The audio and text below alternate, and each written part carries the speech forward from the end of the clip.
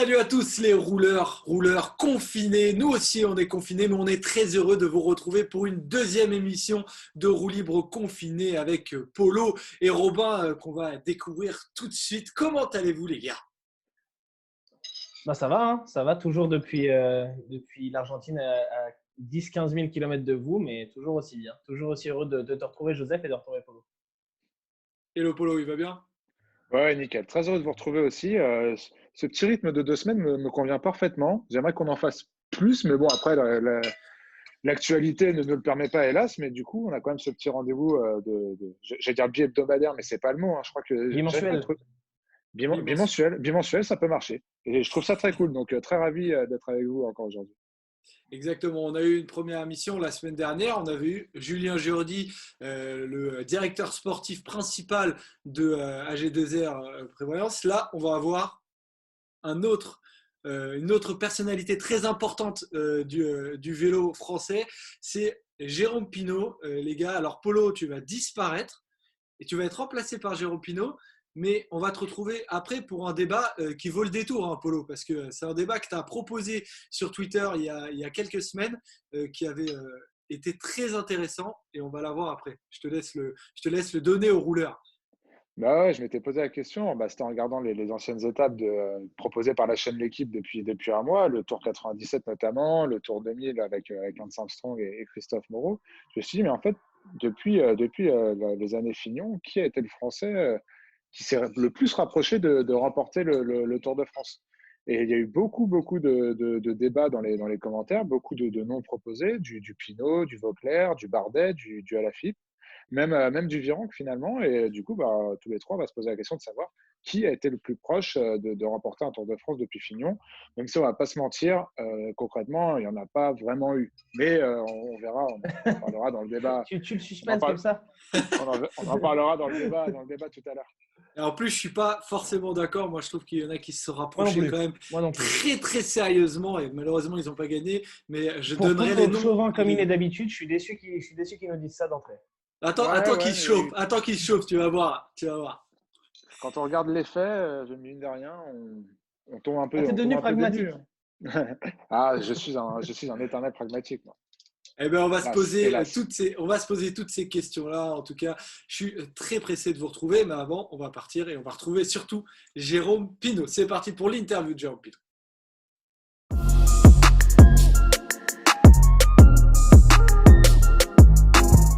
Alors salut à tous, on se retrouve donc comme vous le voyez avec Robin Vatrin. Polo a disparu, Jérôme Pinault l'a remplacé. Jérôme Pinault, on le rappelle, alors c'est pas n'importe qui, hein, c'est 18 départs de Grand Tour, 13 Tours de France, vainqueur d'étape sur le Giro. Mais aujourd'hui, il est invité comme manager de la BNB Hotel Vital Concept KTM. Il l'est depuis 3 ans, à l'origine du lancement du projet. D'ailleurs, comment ça va Jérôme? Bah écoutez, ça va. On passe le temps, on a beaucoup de travail. Je ne dois pas vous cacher qu'on passe beaucoup de temps sur cette application de réunions virtuelles, réunions avec les membres du staff, avec les coureurs. On garde le lien, on essaye d'entretenir ce qui est entretenable et puis on garde le moral surtout, on entretient le moral et puis le physique, un peu de sport quand même parce que c'est important d'être en forme physique pour pouvoir passer ces longues semaines confinées à la maison. Alors Jérôme, en face de toi, tu as un confiné parisien, tu as un confiné argentin, il est à Buenos Aires en ce moment, Robin. Et où est-ce que tu es? Quel confiné es-tu, Jérôme? Eh ben, écoutez, je suis un confiné dans ma belle région bretonne, à Vigneux de Bretagne, très exactement. Et je suis à la maison. Voilà, je travaille depuis la maison et je fais quelques allers-retours avec attestation, bien entendu, au bureau à Vannes au centre de performance Van Aglo pour ben, tout simplement prendre un peu les nouvelles, aller chercher les différents courriers. L'activité continue malgré tout et on prépare surtout la sortie de confinement et la suite parce que quelques dates ont été posées maintenant. Donc, il faut se remettre gentiment mais sûrement au travail pour être prêt à faire feu quand on aura l'autorisation. En parlant de date, Jérôme, l'actu de la semaine dernière, c'était l'annonce du décalage du Tour de France à la fin du mois d'août. Au début du mois d'avril, on se rappelle, vous avez donné une interview à France Télé où vous étiez assez inquiet enfin, vous faisiez part de votre inquiétude au futur de l'équipe BB Hotel et Vital Concept s'il n'y avait pas de Tour de France cette année. Est-ce que vous avez été rassuré par les annonces, justement, par le fait que l'optimisme soit un peu de retour et qu'avec ces 2 mois de décalage du Tour de France, on se dit aujourd'hui qu'il y a des chances qu'il se fasse? Alors, je voudrais revenir là-dessus parce que l'interview était pas, mon inquiétude n'était pas pour mon équipe ou pour mon club, elle était pour l'ensemble du cyclisme. Vous le savez tous les deux en tant que passionnés de vélo que le Tour est essentiel à la survie de notre sport, est l'élément essentiel de la vie économique de notre sport. Et en plus, c'est un phare. Le Tour est un phare, le Tour est beaucoup plus qu'une course cycliste. Et si le Tour avait dû être non pas reporté, comme c'est le cas, et on est toujours dans l'expectative, on est toujours dans le doute, hein. On espère que le confinement et que chacun d'entre nous feront en sorte que cette épidémie s'arrête parce que c'est bel et bien là l'essentiel. Mon inquiétude était quant à la disparition ou l'annulation tout simplement du Tour et pour mon sport parce que au-delà de mon club, de mon équipe, de mon projet, de notre équipe, de notre projet, c'était la peur sur le cyclisme en général. Peu d'équipes aujourd'hui peuvent se dire que sans le Tour, elles peuvent survivre. Peu d'équipes peuvent se dire qu'une saison blanche est capable, qu'elles peuvent parer à une saison blanche. Et s'il n'y avait pas eu de Tour de France, il n'y aurait pas eu de saison. Le Tour articule tout le reste. La preuve, réunion à l'UCI la semaine dernière, on pose une date, une seule. Aujourd'hui, on a 2 dates de poser en France, dans la tête, les gens, et j'étais au téléphone avec M. Prudhomme hier, et on rigolait de ça tous les deux parce qu'il y a eu deux interventions très importantes ces 2 dernières semaines. Celle d'Emmanuel Macron, il y a 10 jours maintenant, notre président, et celle de Christian Prudhomme. C'est Parce qu'il nous donne… le président de juillet, voilà. Le président et le président de juillet. C'est ce que je lui ai dit, tu es le président de juillet, parce que effectivement, cette date nous redonne de l'espoir aux gens. Ça veut dire Tour de France, événement populaire, des gens dehors, des gens sur la route, des coureurs qui refont leur métier, mais aussi cette grande atmosphère géniale de fête, même si elle a lieu en septembre, ce serait une belle fête, et de revivre ensemble et qui a goût de liberté, en fait. Et si cette fête n'avait pas eu lieu, ou n'avait pas lieu, alors oui, on pourrait éventuellement s'inquiéter sur le devenir du cyclisme, pas que de BNB Hotel Vital Concept, mais tout simplement du cyclisme. Quel partenaire aujourd'hui est capable de payer 45, 50 personnes sans aucune visibilité sur une saison, sachant que ces partenaires subissent aussi, eux, la creuse économique? Elle était là ma pensée. Elle était là ma pensée et mon inquiétude légitime, je pense, de se dire peut-être que demain, on devra revoir un système économique. Mais la lenteur et la longueur et le temps que demande l'imagination, la réflexion sur un nouveau système économique aurait forcément eu des répercussions sur l'actualité, le présent ou le futur à très court terme, et donc la survie de certaines structures. Pas que la nôtre, et bien Ouais, heureusement, bien puisque sûr. nos partenaires sont très fidèles et très solidaires. Mais quoi qu'il en soit, s'il n'y avait pas eu de Tour de France, comment aujourd'hui imaginer qu'une équipe cycliste, qui est une petite entreprise, mais qui vit à 90-95% de sponsoring, puisse avoir les reins nécessaires, la solidité nécessaire, les recettes, la trésorerie nécessaire à la survie sur une saison? C'est difficilement imaginable, en tout cas pour les structures que je connais.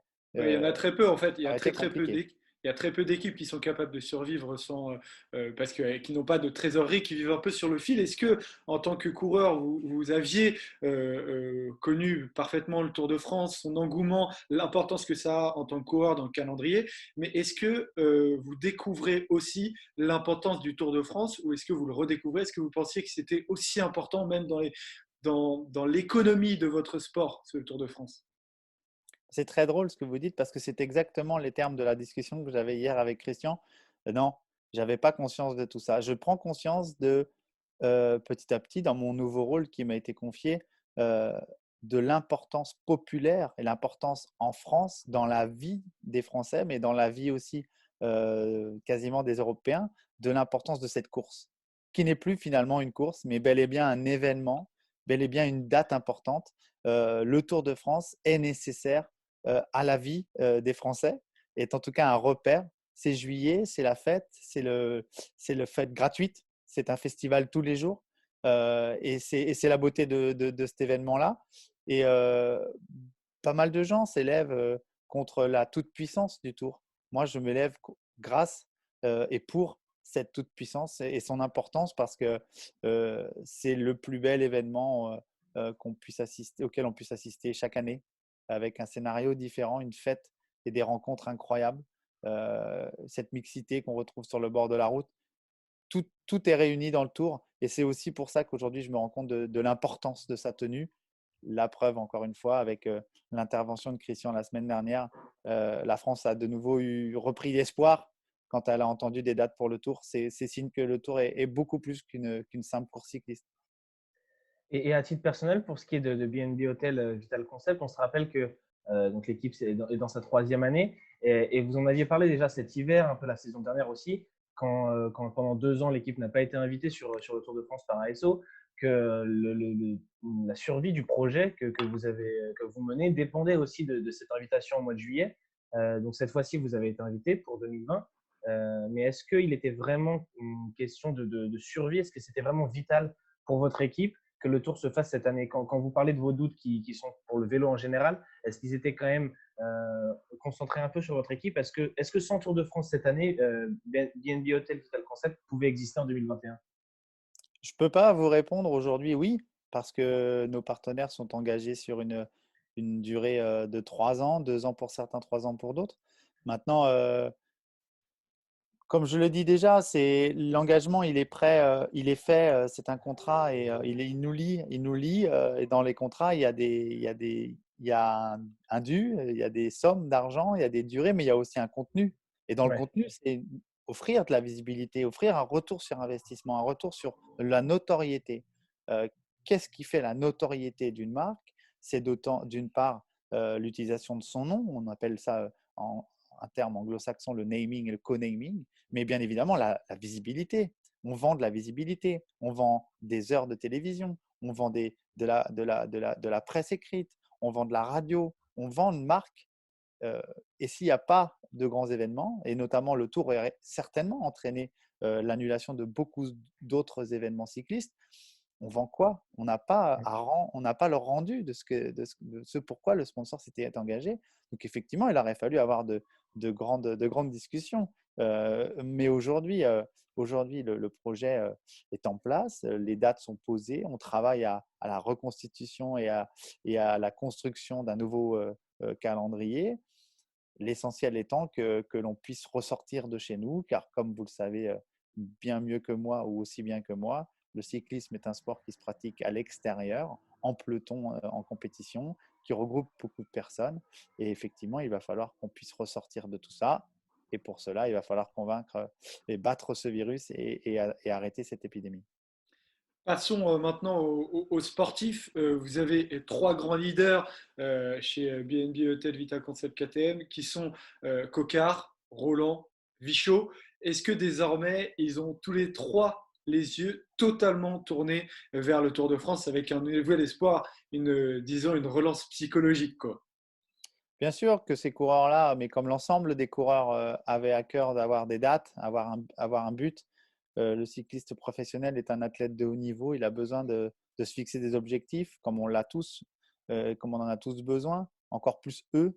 Donc aujourd'hui, effectivement, les regards sont posés vers fin septembre, vers 20 août, début septembre, mais avant même, parce qu'il y aura d'autres courses, il y aura un calendrier qui va reprendre. Ils ont été privés de ce qu'ils préfèrent, c'est-à-dire la compétition. Ce sont des bêtes de compétition, les coureurs, et ils ont besoin de se confronter aux autres et pas virtuellement et pas sur un home trainer dans leur salon. Donc, ils ont hâte de reprendre l'entraînement sur route et ils ont hâte de reprendre la compétition pour retrouver des sensations. Ces 3-là, mais beaucoup d'autres encore. Je pense notamment à des jeunes garçons comme Cyril Barth qui était en train de progresser et qui avait hâte éventuellement de découvrir le Tour. On pense aussi à des Cyril Gauthier qui sont des garçons qui sont des lions en cage. Ce sont pas loin d'être des hyperactifs. Donc, il faut qu'ils sortent, il faut qu'ils s'entraînent, il faut qu'ils se dépensent, il faut qu'ils aillent chercher des Ah, courses, des parce que résultats. Ça attaque. on rappelle qu'un cycliste, au-delà de la compétition, c'est tout simplement jusqu'à 35 heures de vélo par semaine. Donc ça ne se remplace pas forcément, quoi. Un cycliste, c'est d'abord un amoureux des grands espaces, et un amoureux de la nature et un amoureux du temps passé dans la campagne et sur les routes seul à s'entraîner. C'est d'abord ça, c'est le goût de l'effort, mais aussi le goût de l'évasion. Et forcément, là, ils en sont privés. Ils sont privés et c'est la valeur sur laquelle se repose notre humanité et celle qui nous manque le plus en ce moment. On est privé de liberté. Quand on est athlète et quand on est cycliste professionnel, on aime la liberté, on aime sa liberté. Donc aujourd'hui, on a tous hâte, eux comme moi, de retrouver celle-ci pour après, effectivement, retrouver les pelotons, l'odeur de la galette saucisse sur le bord des routes et la voix du Surtout speaker. ça, surtout ça. Exactement, la voix du speaker, la cloche au dernier tour et tout ce qui s'ensuit, bien sûr. Et concernant précisément, un peu plus spécifiquement, Brian Koka, on a pu penser à lui un moment parce il y avait toute cette question du Tour de France, mais il y a eu aussi le report des Jeux Olympiques. On sait que pour lui, c'était quelque chose d'important. Il était prévu qu'il allait courir sur l'américaine notamment. La piste, c'est quelque chose d'important pour lui. Comment il a vécu ce report? À un moment, pour lui, ça a dû être vraiment tous les objectifs de sa saison, à la fois sur piste et sur route, qui partent en fumée. Il n'a pas disputé le Tour de France depuis 2016, voire en plus les Jeux Olympiques reportés, ça a dû être difficile. Ça a été difficile. Disons que tout ça est arrivé dans des périodes et rien n'arrive par hasard non plus dans la vie où Brian est devenu papa. Et donc, forcément, ça a un peu atténué les choses et finalement, il a pu profiter de ces moments-là. Et puis de se dire aussi que les Jeux cette année pour Brian étaient un objectif. Il était en compétition, il est toujours en compétition avec 2 voire 3 athlètes pour participer à cette course à l'américaine sur les Jeux Olympiques. Et il n'était pas, on va dire, en pole position ou en tout cas dans les meilleures des postures pour y participer cette année. Donc, quelque part, c'est peut-être aussi une chance, ce report. Il n'a pas mis, un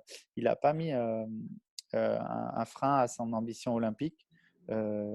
Et son objectif à lui, c'est pas d'y participer, c'est d'aller chercher une médaille. Donc forcément, il se dit que c'est un coup d'arrêt, mais pas définitif. C'est peut-être une chance pour lui de se relancer. Et puis aussi, dans cette période compliquée, c'est peut-être la possibilité pour lui d'avoir à planir plus dans le temps ses objectifs. 2020, le Tour. 2021, évidemment, il y aura toujours le Tour, mais aussi les Jeux. Le retour au Tour peut être son unique objectif cette année. Et c'est pas rien parce que on a besoin de lui et ce dès la première semaine. Donc, il sait que maintenant il y a plus qu'une chose sur laquelle il faut se concentrer, c'est les premières courses de la nouvelle saison et puis le Tour de France. Et Brian est un peu la tête d'affiche de votre projet depuis le début. Il est là depuis la première année. Ça a été le premier gros nom à rejoindre l'équipe. Il a vécu les 2 premières années, la première année difficile en termes de résultats, la déception de ne pas être sur le Tour de France les 2 premières années. Est-ce que lui, comme vous vous êtes dit un peu à un moment, on est maudit, la troisième année de l'équipe, là où on est censé vraiment voilà, participer au Tour de France enfin, on se prend ce coup de massue un peu sur la tête où le Tour de France était un peu entre parenthèses, même si maintenant il y a un peu plus d'optimisme. On ne peut pas se dire qu'on est maudit lorsque 20 000 personnes en France meurent d'un virus et que des centaines de milliers de personnes sont touchées par la maladie, qu'il y a des familles en deuil, que des gens et des soignants crèvent jour et nuit pour essayer de nous sortir de tout ça. On ne peut pas se dire qu'on est maudit parce qu'on ne va pas participer à une course de vélo, quand bien même le Tour est bien plus que cela. On n'a pas eu ce sentiment-là pour la bonne et simple raison, c'est que encore une fois, rien n'arrive par hasard. Première année, construction du projet, c'était une évidence. On était candidat, mais difficilement invitable. En tout cas, on n'était pas les prioritaires. L'an dernier, on a construit un projet un peu plus conséquent avec le recrutement de coureurs plus importants pour obtenir cette wildcard. On avait un challenge sportif qu'on n'a pas su relever. On n'a pas été moins bon, mais on n'a pas été meilleur que les autres. Donc, on n'a pas été sur le Tour de France. Cette année, l'invitation arrive et ce drame sanitaire arrive. On ne peut pas lier les deux. On ne peut pas lier les deux. On ne peut pas en vouloir à ce virus de nous avoir freinés dans nos ambitions. On peut juste se dire qu'on va surkiffer, comme on dit tous, le jour où on va être à Nice au départ. Ça, c'est sûr. Maintenant, on n'a que ce qu'on mérite et on le mérite, donc on y sera. Et si ce n'est pas cette année, ce sera l'année prochaine. Mais on a de bon espoir pour la population et pour tous les Français et pour tous les gens qui aiment le vélo que l'on sera au départ du Tour à Nice le 29 août. Ce sera très, très bon signe pour l'humanité. Est-ce que vous étiez, Jérôme Pinot, satisfait du début de saison de l'équipe? Non, non, on n'a pas fait un bon début de saison. On n'a pas été très bon, mais tout s'explique puisque nous n'avions pas reçu d'invitation pour Paris-Nice et on sait que le tout début de saison pour les Français est une grosse préparation pour Paris-Nice. On a été satisfait sur le plan belge, sur le front belge des classiques. Mhm. On a fait un beau début de campagne, même s'il n'y a pas eu beaucoup de courses en Belgique en début de saison. On a eu quelques révélations, Adrien Garel notamment, Luca Mozzato qui a fait une très belle course en Belgique avant que la saison s'arrête. Le Kurn Bruxelles-Kurn s'est plutôt bien passé. On a manqué gravement de chance et notamment Brian qui a été victime de beaucoup d'ennuis mécaniques. Sur le front plutôt français, on a été touché aussi par beaucoup de maladies. On avait fait le choix pour compenser Oman d'aller en Malaisie. Ce n'était pas une très bonne idée. On a gagné là-bas. Johan Lebon s'est imposé là-bas, mais malgré tout, on est rentré avec des hommes fatigués, des hommes malades qui ont été touchés par une maladie. Alors, quel nom elle porte mais trois d'entre eux, et non des moindres, Pierre Roland, Cyril Gauthier et Quentin Paché, sont rentrés malades. Arthur Vichot a été malade en début de saison aussi. Donc, on n'a pas fait un très bon début de Il s'est saison, mais passé tout quoi en ça gros? s'explique. Ils ont été malades et vous n'avez pas su de quoi exactement? Ah, ils ont été malades en rentrant de Malaisie. Ils ont été Ouais. fiévreux pendant 10 à 15 jours. À Ouais. l'époque, on parlait de la grippe, on parlait d'un virus. Aujourd'hui, on a mis un nom sur ce virus. Est-ce qu'ils ont été touchés par ce virus? Je ne crois pas, mais en tout cas, ils sont rentrés. Vous savez, en début de saison, il y a la chaleur en Malaisie. Il fait très humide. Il y a un gros décalage horaire. On s'y est préparé au dernier moment pour aller là-bas, puisque Oman, avec la mort du sultan, a été annulé. Euh, on a dû faire au plus pressé, parer au plus pressé, et on n'était pas forcément prêt à affronter ces températures-là et ce climat-là. Et au retour en France, on est tombé malade et derrière, ça engrange de la fatigue. Et le programme en début de saison est dense et les courses étaient très, très difficiles. Le Tour de Provence est très difficile. Le Tour du Haut-Var était très difficile cette année. On a eu des conditions exécrables sur les classiques en Drôme et en Ardèche. Donc voilà, tout s'explique. Maintenant, c'était le début de saison. On a obtenu malgré nous un, un temps et un droit de se remettre en ligne de chaîne, de retravailler. C'est ce qu'on a fait pendant ce confinement et on espère qu'on fera bien meilleur quand on va reprendre la compétition. Est-ce que vous pouvez nous donner l'objectif prochain de Pierre Roland, sur quelle course il compte reprendre, même si c'est un peu flou, et potentiellement, on imagine qu'il va évidemment participer au Tour de France. Qu'est-ce qu'il peut viser sur le Tour de France? Alors, les courses de reprise, elles sont compliquées à vous donner puisque moi-même, je ne connais pas le calendrier, mais Ouais, si on s'en tient à ce qui vient et ce qui risque d'être posé, il y a quelques courses comme le Tour de l'Ain qui sont un peu montagneuses, donc ça va être des courses qui vont convenir à Pierre. L'objectif pour Pierre, il est simple, c'est l'enchaînement Dauphiné, Championnat de France, Tour de France, euh, avec le Championnat de France à Plumelec, on l'espère, et puis le Tour de France et notamment les étapes de montagne. Pierre aura à cœur de briller sur le Tour dans les étapes de montagne, celles qui lui conviennent le mieux. Comment? Eh bien, tout simplement en faisant du Pierre Roland, en accompagnant les coups de loin et en essayant de saisir les opportunités pour aller gagner une étape, parce que c'est là le but ultime et l'objectif ultime de BNB Hotel Vital Concept, c'est d'aller remporter une étape sur ce Tour, que ce soit par Pierre Roland, par Brian Cocard, ou par d'autres. L'objectif de l'équipe sur le Tour sera celui-là. Mais avant, il y a de belles choses à faire et notamment un titre chez nous dans le Morbihan, même si le porteur ah, du maillot bleu-blanc-rouge est pourquoi pas? morbihanais. Voilà, on va essayer de lui reprendre ce maillot parce que ce serait une très belle fête, une très belle journée. Une question, Jérôme, sur les fins de contrat en tant que manager. C'est une des questions aussi avec ce confinement et le fait que les courses manquent. Il y a beaucoup de coureurs qui ne peuvent pas se montrer. Et pour ceux qui arrivent en fin de contrat à la fin de 2020, ça peut être un problème. Vous avez forcément, comme tous les managers, la situation chez BNB Hotel Vital Concept. Il y a beaucoup de coureurs en fin de contrat. Certains de vos leaders, notamment Brian, je crois.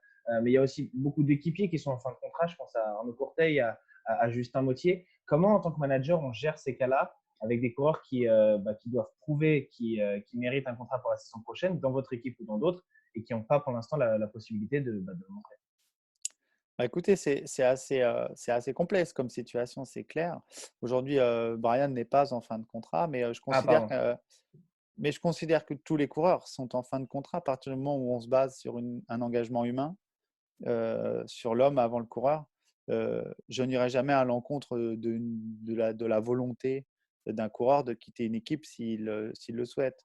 Le contrat, c'est une chose papier. Ce qui compte le plus, c'est le moral, le mental et ce qu'on se dit entre hommes. Donc Brian est avec nous pendant encore 2 ans et j'espère encore plus longtemps, bien évidemment. Et Ouais, pour j'ai les confondu avec autres, Pierre Roland qui, lui, et Pierre est en fin de si je dis pas de contrat, bêtises. effectivement. Après, l'essentiel restera dans l'engagement et dans la volonté de chacun de construire des choses autour de ce projet, de croire dans ce club. Euh, pour ce qui est des coureurs qui sont sous contrat et qui s'arrêteront en fin de contrat à la fin de l'année, on va d'abord essayer de faire en sorte que ces garçons-là puissent s'exprimer, que ces garçons-là puissent s'épanouir, que ces garçons-là puissent courir, remplir leur rôle. Et s'ils sont là cette année, s'ils étaient là au début de 2020, il n'y a pas de raison qu'ils ne soient pas là en début de 2021, puisque notre recrutement est quand même énormément basé sur l'homme. Quand on a redonné une chance à des garçons, peut-être, et quand bien même ce serait la dernière, en tout cas une chance de plus pour certains, il serait malvenu de ma part, moi qui base mon management sur leurs relations humaines, après une saison blanche ou quasi blanche, j'espère qu'elle ne le sera pas, de ne pas prolonger les garçons ou en tout cas de ne pas redonner une seconde chance bis si tel devait être le cas.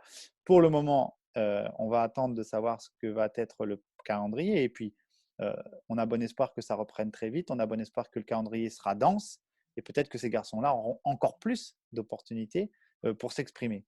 Donc pour le moment, il est trop tôt pour en parler. On va parler de reprise, on va parler de réengagement sportif avant de parler de réengagement contractuel. Chacun aura sa chance et aura la possibilité de montrer ses capacités. Et vous, votre travail ces semaines-ci, depuis le début du confinement, est un peu chamboulé en tant que manager, j'imagine, puisqu'il n'y a pas de sélection à faire, il y a pas de tactique à mettre en place.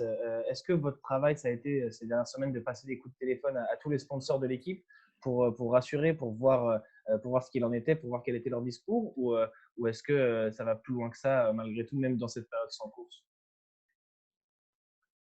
Maintenant, mon rôle, il est au quotidien de toute façon de pas, ça n'est pas de mettre en place des tactiques ou de faire des sélections. Je laisse ça à la partie sportive et notamment au manager sportif Didier Rousse. Euh, mon rôle a été effectivement de rassurer mes partenaires, de prendre de leurs nouvelles, parce qu'ils sont eux aussi, pour certains, dans cette crise qui est difficile, économique, cette fois, sanitaire et économique. Il est aussi de prendre des nouvelles des autres équipes par la Ligue, par notre association AC2000, puis aussi de prendre des nouvelles de l'UCI, ce qui s'y passe, ce qui est décidé. Et puis, bien évidemment, mon rôle principal de manager qui prend tout son sens aujourd'hui, et c'est l'essence même de mon métier, c'est pour ça que je l'aime et que je le fais, c'est de faire dans l'humain, d'aller chercher chaque garçon, que ce soit les coureurs, mais aussi le staff, euh, euh, par la main et prendre des nouvelles, continuer à les informer, continuer à les rassurer, continuer à entretenir ce lien si important dans ces périodes si compliquées et de maintenir à flot tout ça et et de se projeter sur l'avenir parce que c'est en se projetant et en espérant qu'on avance et l'idée au sein du BNB Hotel Vital Concept, c'est surtout pas de se lamenter, de continuer à prendre plaisir et de se dire que on vit une belle aventure, certes entre parenthèses en ce moment, mais on est là, on est tous là les uns pour les autres et que très vite on va ressortir et que le glace va pouvoir rebriller sur le monde du vélo et c'est ça le plus important. Vous avez commencé à parler de Didier Rousse. Et alors moi, j'avoue que la relation Didier Rousse et Jérôme Pinault, elle m'intéresse beaucoup parce que j'ai l'impression qu'elle est très très forte, cette relation. Bien sûr qu'elle est forte. C'est de l'histoire d'un jeune néo-pro qui arrive dans une équipe professionnelle, qui rencontre pour la première fois ses coéquipiers. Le leader de cette équipe s'appelle Didier Rousse. Le jeune, il s'appelle Jérôme Pinault. Il commence plutôt pas trop mal sa carrière et la première des grandes épreuves de sa carrière, c'est le Tour de France parce que Didier Rousse l'a choisi en tant que leader de l'équipe pour faire le neuvième. L'histoire, elle commence de là. On est quoi? On est en on est en 2002, on est en 2002 2002. et on est à Briançon à la veille du championnat de France. Énorme. Et l'histoire d'Didier Rousse, Jérôme Pinault, elle commence là. Après, elle a jamais arrêté en fait, hein. J'ai été son protégé, il a été mon père spirituel dans ce métier-là. J'ai beaucoup écouté, j'ai été toujours très proche de lui. On a partagé la chambre sur chacune des courses avant qu'il arrête sa carrière. Et depuis, on ne s'est jamais quitté. On a la même vision de l'homme, on a les mêmes valeurs humaines, la solidarité, l'engagement. On a la même vision du vélo, à savoir un doux mélange hybride de ce qui se faisait à l'époque et du caractère qu'il faut pour faire du cyclisme et les valeurs intrinsèques qui sont nécessaires à la réussite, et aussi le modernisme que nous offrent les outils aujourd'hui, l'engagement sur la route, la volonté de faire mal aux autres plutôt que de se faire mal à soi-même. Et puis cette idée de développement d'une équipe qu'on partage. Et dès lors que j'ai commencé à écrire ce projet, à penser ce projet, je ne voulais pas déstabiliser Didier qui était dans une équipe bien établie avec un rôle qui lui plaisait, semble-t-il. Mais dès lors que j'ai commencé à évoquer ce projet, je l'ai évoqué avec lui sans le mettre dedans. Et puis très vite est venue l'idée de sa part de dire mais moi je veux venir. Donc on lui a trouvé de la place et effectivement sa place elle était bel et bien là. D'abord directeur sportif référent on va dire, mais aujourd'hui il est le manager sportif et j'espère qu'il va pouvoir faire transpirer toutes ses valeurs et tout son engagement et sa passion pour ce sport à l'ensemble de nos coureurs, parce qu'ils ont beaucoup à gagner à écouter Didier dans son engagement, dans ses valeurs. Si on doit donner une caractéristique ou une image de Didier, il faut regarder le championnat de France 2003 à Plumelec et puis vous saurez qui est le personnage Didier Rousse. Ah, on va regarder ça avec grand plaisir. En fait, il manque plus que Thomas Vauclair à ramener chez BNB et là, on aura des quatuors infernales. Alors, les relations avec Thomas ont été différentes qu'avec Didier. On a été équipiers, amis, et puis il est devenu une star de par ses résultats grâce à l'équipe au départ. Puis derrière, il a beaucoup confirmé. Nos relations ont été un peu tendues par moments entre tous les deux, mais depuis quelques temps, elles sont au beau fixe et c'est tant mieux. Et je ne me garde pas de l'appeler. On partage beaucoup. On a fait la même formation. Il est allé aussi faire le centre de droit et d'économie du sport à Limoges, lui aussi. Donc, de par notre association MG Sport, on est souvent en contact. Je le croise souvent. On s'appelle régulièrement pour prendre des nouvelles et surtout pour prendre des conseils parce qu'il a cet œil avisé. Et le jour où Thomas aura décidé de monter sa structure, je pense qu'elle fera mal parce que lui aussi est un savant mélange de tout ce qu'il faut pour réussir dans le vélo. C'est une idée qu'il a de monter un jour sa structure. Il faudra lui demander, mais je pense que On lui demandera. s'il a fait cette formation à Limoges, aujourd'hui, il a un poste important, hein. Il est directeur technique national et c'est très important. Mais pourquoi pas aller plus haut? En tout cas, je lui connais de l'ambition et je sais que c'est un garçon qui n'en manque pas, qui a besoin de réfléchir, besoin de poser les choses. Et il sort d'une carrière énorme. Ça a été un immense champion. Il doit digérer tout ça, mais quand il aura mis tout ça en place, je pense qu'on en entendra parler de lui. Et tant mieux, parce que cette nouvelle génération aussi, il y a plein d'idées nouvelles et c'est plutôt enrichissant. Et il y a aussi il y en a un qu'on aimerait bien suivre, voir plus souvent, c'est Samuel Dumoulin hein, qui est Qui est derrière, avec nous, qui est qui est désormais avec nous directeur aussi sportif. maintenant. Bien sûr, je crois que c'est que l'équipe, elle est aussi faite de cela. J'aurais pas pu manager autrement que comme ça, avec des gens en qui j'ai confiance. Samuel aussi une longue histoire et on s'est rencontrés il y a très longtemps en équipe de France Espoir lors des championnats d'Europe à Apremont et depuis on a été très proches tous les deux. On peut parler de lui, on peut parler de Jimmy en Goulevent qui est à mes côtés aussi, qui est là depuis le départ. Ce sont des garçons sur lesquels je peux compter et ce sont des garçons avec qui il n'y a pas de hiérarchie entre nous. On partage, on est ensemble et on est tous unis pour faire de ce club BNB Hotel Vital Concept le plus beau, la plus belle réussite possible. Et Sans perdre nos valeurs, ce qui est très important. Trois petites questions. Oui, c'est vrai que les valeurs du Glaze sont assez présentes et sont souvent mises en avant par tout le monde et reconnues par l'opinion en tout cas. Trois petites questions, Jérôme, pour terminer cet entretien. D'abord, c'était quoi le film préféré de Jérôme Pinault pour se motiver avant les étapes? Ou la musique? Est-ce qu'il y avait un petit rituel? Oh là là. Alors, la musique, j'ai des goûts musicaux assez hétéroclites, mais je dirais pas de musique. Non, j'écoute beaucoup de rap français. J'écoute beaucoup de rap Ah, français. J'ai une un culture rappeur hip-hop. français que vous écoutez en ce moment, Non, alors. à l'époque, les gars, on n'est pas de la même époque, hein. Ah, j'ai beaucoup écouté MC Solar, par exemple. Ah, Par exemple, on par a exemple. écouté le même, alors. C'est bon. J'ai beaucoup écouté. Aujourd'hui, c'est un peu différent, mais j'écoute toujours. J'ai toujours cette culture urbaine, cette musique de rue, ou cette musique rap que j'aime beaucoup. Les films, pas de films référents, si ce n'est les grands classiques, mais pas de films référents. La haine, j'ai beaucoup regardé La haine, Ça par va exemple. avec. C'est dans la Ça même va veine. avec, c'est dans la Ouais, même c'est culture. ça, Tout, bien tout sûr. ce genre de film m'intéresse beaucoup. Ouais. Ouais. Quand tu En- regardes en- la haine et qu'après tu montes sur le vélo, je peux te dire que t'as l'écro. Ouais, ouais, non, mais c'est une culture. J'ai grandi dans un quartier populaire. J'ai été à l'école dans des sections ZEP, ce qu'il faut donner en France. On aime bien mettre les gens dans des cases. Donc, j'étais dans cette culture-là et ça m'a toujours suivi, même si j'ai pas cette culture, je dirais, grandissime. J'ai pas grandi dans la rue, mais je suis un garçon de la balle, je suis un garçon de la rue. J'ai appris à jouer. J'ai joué longtemps au football dans la rue avant de me mettre au cyclisme. Mais c'est ma culture. Mes potes étaient comme ça, aujourd'hui toujours d'ailleurs, et c'est très bien comme ça. Une question pour le manager que vous êtes, le coureur sur le marché des transferts que vous rêveriez d'avoir, mais qui est trop cher. Ah, il y en a beaucoup, mais je fais des choix très humains aussi, hein. Il n'est pas, c'est pas seulement du coureur dont on peut parler. Je dirais que aujourd'hui, si je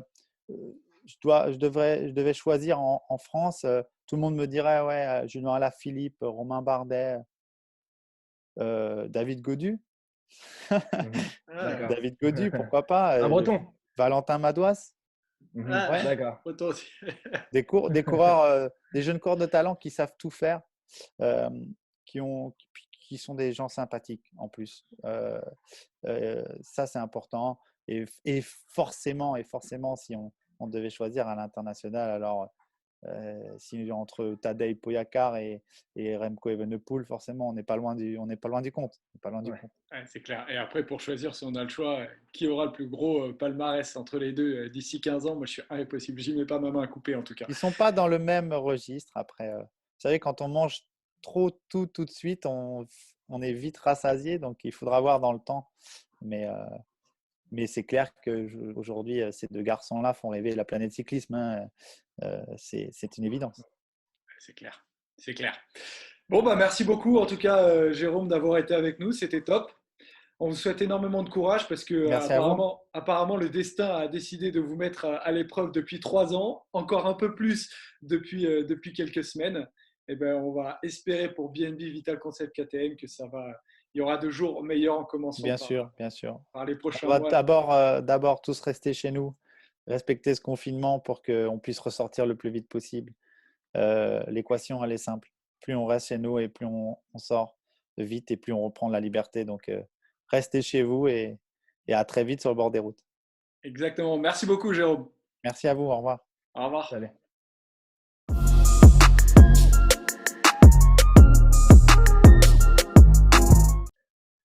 On se retrouve donc avec Polo qui a été de retour, qui nous a laissé avec Jérôme Pinault. C'était super intéressant. Et désormais, on va s'attaquer au débat. On va s'attaquer au débat et le débat c'est quel Français a été le plus proche de gagner le Tour de France depuis Laurent Fignon en 89. On se rappelle la catastrophe, le couteau dans le cœur avec ce Laurent Fignon qui laisse échapper le Tour pour une poignée de secondes contre la montre sur les Champs-Élysées. Et en fait depuis, il y a plusieurs Français qui se sont succédés les uns après les autres depuis on va dire 95, allez, en commençant par Richard Virenque. Il y a eu du Thomas Vauclair, il y a eu du Romain Bardet, il y a eu même du Jean-Christophe Perrault, du Thibaut Pinot, du Julien Alaphilippe et pourquoi pas même du Christophe Moreau. En tout cas, on va un peu déballer, on va revoir toutes ces aventures, toutes ces épopées pour se poser la question quel Français a été le plus proche de gagner le Tour. Et puis, peut-être, question un peu subsidiaire, les gars, c'est qu'en ouvrant chaque dossier, on va se demander est-ce que réellement ce coureur a eu une chance de gagner le Tour de France. Et on va commencer, Polo, avec un coureur que tu as choisi. C'est Richard Virenque dans les années 96-97. Je te laisse dire au rouleur quelle année particulièrement tu as choisi.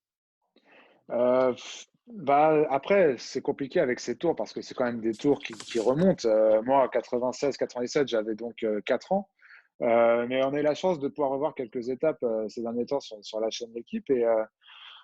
Et au final, depuis Fignon, le premier qui a été le plus proche de remporter le tour, c'est Richard Virenque. Alors proche, j'ai envie de dire, hélas, oui et non. Oui, dans le sens où il fait 2 podiums, il fait troisième en 96 et deuxième en 97, si je ne dis pas de bêtises. Mais hélas, il est derrière des monstres. En 96, il tombe sur un Bjarne Riis intouchable, vraiment intouchable, glouton, impossible à lâcher en montée, impossible à lâcher en descente. Et on sait très bien que Richard Virenque a des lacunes, notamment face à ces rivaux-là sur le chrono. Donc un tour 96 qui finit, je crois qu'il finit à 4 minutes. Joseph, tu me confirmeras ça. Ouais, il finit à 4,37 de Bjarne Riis en 96 et il finit Et à Yann Ulrich 9, qui finit. 9 Ouais. et il finit à 9 minutes 9 de Jan Ulrich en 97. C'est ça, et pareil en 97. En 97, moi, ce qui me faisait dire que Richard Virenque était proche de gagner le tour, ça c'était avant de me replonger vraiment dans ce tour 97, c'était déjà le classement, il finit deuxième derrière Jan Ulrich. Et surtout, j'ai le souvenir de cette étape, de cette étape fantastique que Richard Virenque gagne à Courchevel et où son équipe Festina fait un travail fantastique, notamment dans le Glandon. Dans la descente qui suit, Jan Ulrich est lâché, puisque Jan Ulrich n'était pas un très bon descendeur. On le reverra sur les années plus tard, notamment sur le Tour 2003, je crois, où il fait un tout droit dans une des descentes opposées à Armstrong. C'était pas un super descendeur, Jan Ulrich, et je me souviens que sur cette étape, Richard Virenque avait réussi à le mettre en difficulté. Alors après, grâce au fantastique travail de Bjarne Riis, qui s'était mis en coéquipier en 97, Jan Ulrich avait pu revenir sur Virenque et les deux se sont disputés l'étape. Et comme sur tout ce Tour de France 97, finalement, Virenque n'a jamais réussi à lâcher Ulrich dans une montée. Il gagnera, Ulrich, je pense, lui laisse gagner l'étape à Courchevel, ne lui dispute pas l'étape. Mais ce souvenir-là et le fait qu'il ait fini deuxième, pour moi, m'avait toujours conforté dans l'idée que Richard Virenque était proche de gagner un Tour de France. Sauf que dans les faits, et notamment sur ces histoires de contre-la-montre, justement en 97, sur le contre-la-montre de Saint-Etienne, où Richard Virenque fait deuxième, fait le contre-la-montre de sa vie. Il perd quand même 3 minutes sur Jan Ulrich. Donc, à partir de ce moment-là, Richard Virenque n'avait hélas aucune chance, en pur grimpeur qu'il est, n'avait hélas aucune chance de remporter un Tour de France, même si moi, dans mon subconscient, j'avais toujours eu l'impression qu'en 97, il était vraiment proche de le gagner. Ouais, c'est surtout. Désolé pour le tunnel, d'ailleurs. T'inquiète, de bons tunnels, ça évite des fois de prendre des grandes montagnes aussi, t'inquiète pas, Apollo. Il y a cette, c'est vrai que Richard Virenque, dans le subconscient des Français, Robin, il était capable de gagner un Tour de France. Parce qu'il y a eu ces années, Miguel Indurain, 95, on le rappelle, c'est son 5e Tour de France. Miguel Indurain, 96, Bjarne Riis gagne. Mais Richard Virenque, à l'aube du Tour 97 particulièrement, il fait partie de ces favoris-là. Il a l'énorme équipe Festina avec lui. Et finalement, sur le premier prologue, il perd 40 secondes sur Jan Ulrich. Alors, Jan Ulrich, déjà en 96, c'était, entre parenthèses, une surprise de le voir. Mais Richard Virenque, qui fait partie des favoris et des grands noms qui peuvent gagner le Tour de France potentiellement. Tout à fait, il fait partie des gros favoris au départ du Tour 97, même si tout le monde sait qu'il ne roule pas comme Jan Ulrich notamment, qui est lui un très gros rouleur. Jan Ulrich est encore jeune, alors il a fait un gros Tour 96 derrière Bjarne Riis, mais clairement, au départ du Tour 97, Virenque est un des 2-3 gros favoris. Et d'ailleurs, il tient son rang puisqu'il termine deuxième. Alors oui, il termine loin, très loin de Jan Ulrich qui fait un tour exceptionnel, mais on ne peut pas dire que Richard Virenque se soit raté sur ce Tour de France-là. Quand tu termines deuxième, il est là où on l'attendait. Simplement, il y a une lacune en contre-la-montre qui était impossible à combler finalement. Et c'est sûr que dans ces années-là, on avait un peu que Richard Virenque pour jouer le classement général du Tour de France, puisque dans les années Indurain, on a Virenque qui monte petit à petit, justement, avec une 5e place, je crois, en 94, il me semble, ou 93. On a Luc Leblanc qui est un peu là dans le top 10 du général régulièrement, mais on sait très bien que Luc Leblanc n'a pas le talent de grimpeur sûrement pour aller gagner un Tour de France. qu'il est sûrement plus puncher. On a Pascal Lino, on a Charlie Motet au début des années 90, mais on sait que ces garçons-là ne vont pas gagner le Tour. Et Virenque est le premier depuis Fillon, vraiment, on se dit, ça y est, c'est un prétendant, pas seulement pour porter le maillot jaune, mais pour le ramener à Paris. Après, sûrement que 96-97, il tombe sur une équipe Télécom T-Mobile beaucoup trop forte, avec une fois Yann Ulrich, une fois Björn Riis, et que sa meilleure chance, c'était sûrement 98. D'ailleurs, il le disait lui-même, je le lisais récemment dans Rouleur, et c'est un petit conseil que je vous donne à tous ceux qui ont un peu de temps, téléchargez l'appli parce que les numéros de Rouleur sont en accès libre. Oui, ils sont gratuits là, régalade. Et donc, il y avait un gros dossier, je ne sais plus dans quel numéro, mais vous le retrouverez facilement sur Festina, où Virenque explique que pour lui, 98, c'était son année. C'était là qu'il devait gagner. Alors bon, on sait tout ce qui implique ces années en termes de dopage, avec l'affaire Festina qui éclate finalement en 98. Mais Virenque, lui, a toujours assuré que l'année où il était le plus fort, où il avait fait la meilleure préparation et où il se pointe sur le Tour avec le plus de certitude, c'est 98 et c'est finalement l'année où il n'ira pas au bout. Ouais, Parce que sur ce Tour 98, en plus, l'affaire Festina éclate juste avant le Tour de France et l'équipe décide quand même d'y aller, sûre du fait que c'est leur année, que ce soit à Virenque, à Dufaux et à tous leurs amis. Je rejoins parfaitement Robin. Mais je crois qu'il pousse jusqu'à une semaine, une semaine, ouais, jusqu'au contre-la-montre, où il décide de plier bagage parce que la pression populaire était trop importante. Mais rien que le fait qu'il décide de se présenter sur ce Tour de France de 88 montre à quel point ils avaient foi en Virenque et à quel point Virenque était favori pour ce Tour. Surtout quand on sait que Yann Ulrich s'était mal préparé, ça laissait un boulevard pour Virenque, ça c'est sûr. Après, il y avait aussi dans cette histoire de se présenter malgré tout, c'était aussi une volonté de l'organisation d'ASO et de l'UCI de ne pas faire exploser le scandale tout de suite avec le départ qui venait de Dublin en Irlande. Ils essayaient de laisser le départ en Irlande sans histoire pour que une bonne publicité soit faite à l'Irlande et de décider de faire exploser tout ça après. Donc, finalement, même pour l'Irlande, ça a été un gros coup de massue. Même si ça a explosé après, le cyclisme a eu du mal à décoller après ça. Mais par contre, notamment en 98, effectivement, ça aurait pu être possible. Malheureusement ou heureusement, on ne le saura jamais. Il y a eu cette affaire-là. Pour revenir à 97, quand Virenque termine à 9 minutes d'Ulrich, il y a quand même un écart qui est abyssal entre les deux coureurs. Et il y a cette étape en tout début de tour, après qu'il ait perdu 40 secondes sur le prologue, il y a cette étape à Loudanvielle où Virenque termine deuxième derrière Brochard. Mais Ulrich lui colle à la roue. Déjà, on sent qu'Ulrich et Virenque sont à peu près du même niveau. Il reprend quand même une trentaine de secondes sur Riis. Et après, il y a le jour suivant, il y a une démonstration monstrueuse d'Ulrich. Il met une minute à tout le monde, et notamment à Pantani et Virenque. Mais à ce moment-là, on sent qu'il y a quand même un écart. Et en fait, on se dit, Paul, très tôt dans le Tour 97, que la victoire sur le Tour de France, elle ne va pas être possible pour Richard Virenque. Non, exactement. Et tu fais bien de parler de l'étape d'Andorre que Ulrich gagne en 97. C'est une étape à la Armstrong. On sait qu'il est fort rouleur, comme l'était Armstrong. C'est une étape Sestriere 99, Otakam 2020 de Lance Armstrong, tout simplement. Un rouleur comme ça qui décroche Pantani et Virenque, qui sont peut-être 2 des 5, voire 10 plus grands grimpeurs de l'histoire du Tour de France et du cyclisme. Tu dis directement que le tour est plié. Après, évidemment, les Pyrénées, ça n'a jamais convenu réellement à Virenque, qui a toujours été plus à l'aise dans les Alpes et dans des pentes un peu moins régulières notamment. Mais voilà, ce col d'Andorre-Arcalis, cette montée vers Andorre-Arcalis convenait parfaitement à un rouleur comme Yann Ulrich, hein, comme ça pourrait convenir à un Dumoulin ou Roglic, pas vraiment, parce que Roglic est capable de briller sur des profils un peu moins réguliers, mais comme Tom Dumoulin. Et oui, il a fait une démonstration ce jour-là, et ce jour-là, évidemment, on s'est dit qu'il pourrait pas gagner le Tour de France. Après, Virenque s'est bien repris et n'a pas lâché Ulrich dans les Alpes, même s'il concède un peu de temps à l'Alpe d'Huez, il me semble, sur la victoire de Pantani. Mais disons qu'en fait, Paul, il sort des Alpes, il a déjà 5 minutes 42 de retard. Des Pyrénées, tu veux dire. Il sort des Pyrénées avant les Alpes, alors il reste les Alpes, mais 5 minutes 42 de retard sur Ulrich, quand on sait que Ulrich a déjà terminé deuxième du Tour 96. En fait, l'espoir, il est quasiment à zéro, et c'est ce qui lui permet après qu'il ait la possibilité d'aller chercher des... En plus, il reste un contre-la-montre qui fait, je ne sais même plus comment il fait, mais sur lequel il va prendre 3 minutes. Polo en a parlé parfaitement tout à l'heure. Il fait 63 km le dernier chrono. 63 bornes, mon Dieu. Mon Dieu. Sachant que le premier à Saint-Etienne faisait 55. Mais c'est le bon contre-la-montre problème de en Tour de côte, France. celui de Saint-Etienne. Oui.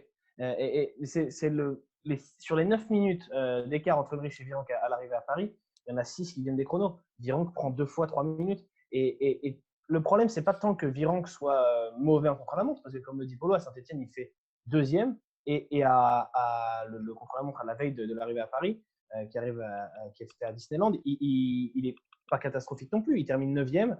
Alors à 3 minutes 30 de Olano, mais par exemple, il est dans les temps. 2 minutes 30 d'Ulrich.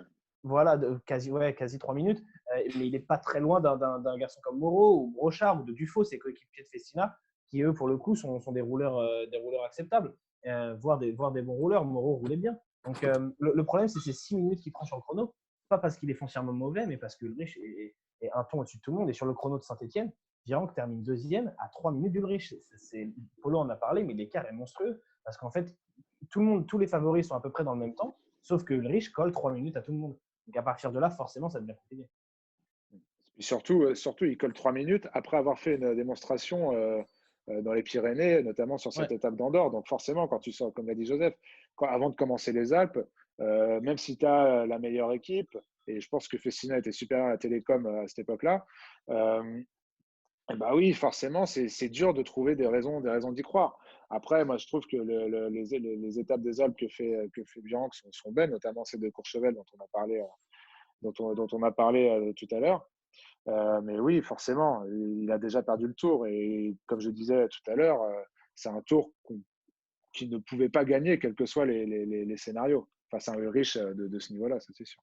Ouais, bon, alors on est d'accord pour dire pour le moment que Virenque, malgré tous les espoirs et l'ambition qu'il avait de gagner le Tour de France, il avait quand même deux hommes à la Télécom qui étaient à ce moment-là bien meilleurs que lui. Donc l'espoir de gagner le Tour de France, finalement, il était pour lui plus que dans le cœur du public, même si le public adorait imaginer que pourquoi pas, on ne savait pas, quand un Tour de France n'a pas encore débuté, on peut avoir tous les espoirs qu'on veut. On avance un peu dans le temps et finalement, les gars, on se rend compte que, sauf si vous me coupez, qu'entre Virenque 97 et Vauclair 2011, en mettant un peu Vauclair de côté, Vauclair 2004, parce que Vauclair 2004, c'est un coureur, je ne sais plus, Vauclair 2004, il avait quel âge?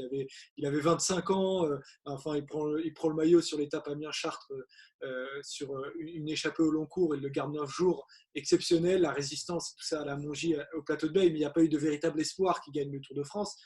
Et puis surtout, il y avait Armstrong, donc voilà, ça ne sert à rien d'en parler, mais entre les deux, on est d'accord qu'il n'y a personne qui a approché le truc. Non, il y a Moreau en 2000 qui fait une belle 4e place, mais à des années-lumière d'Armstrong. Et surtout, tu t'espères un podium plus qu'une victoire cette année-là pour Moreau. Non, mais c'est clair. Et surtout, Moreau est très fort sur la première étape d'Otakam où Armstrong fait une démonstration et après, il a quand même du mal, même à être au contact des meilleurs grimpeurs de ce tour-là. Après, tu as Rinero aussi qui est pas mal. Mais rien ne se rapproche et de ce qu'on a vécu avec Virenque et de ce qu'on va vivre en 2011 avec Vauclair.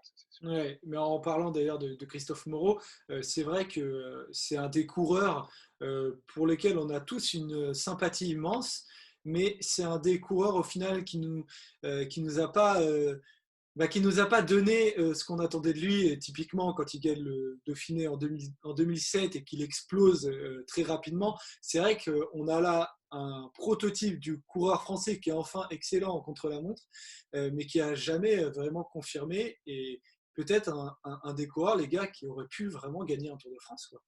Mais il gagne le prologue du Futuroscope, je crois que c'est 2000, si je ne dis pas de bêtises. L'année où il finit 4e à 10 minutes d'Armstrong, je crois. Ouais. Alors non, je me plante peut-être. Il gagne pas. Il me semblait, il gagne pas. Parce que je suis en train de regarder, mais il gagne pas le chrono. En tout cas, c'était un monstre en contre-la-montre. Et enfin, c'était un monstre. C'était un super rouleur. Et on se dit, il y avait une possibilité quand même pour que Christophe Moreau réellement. Qu'est-ce qui lui a manqué dans sa carrière, selon vous, pour réellement passer un cap? Il nous a porté.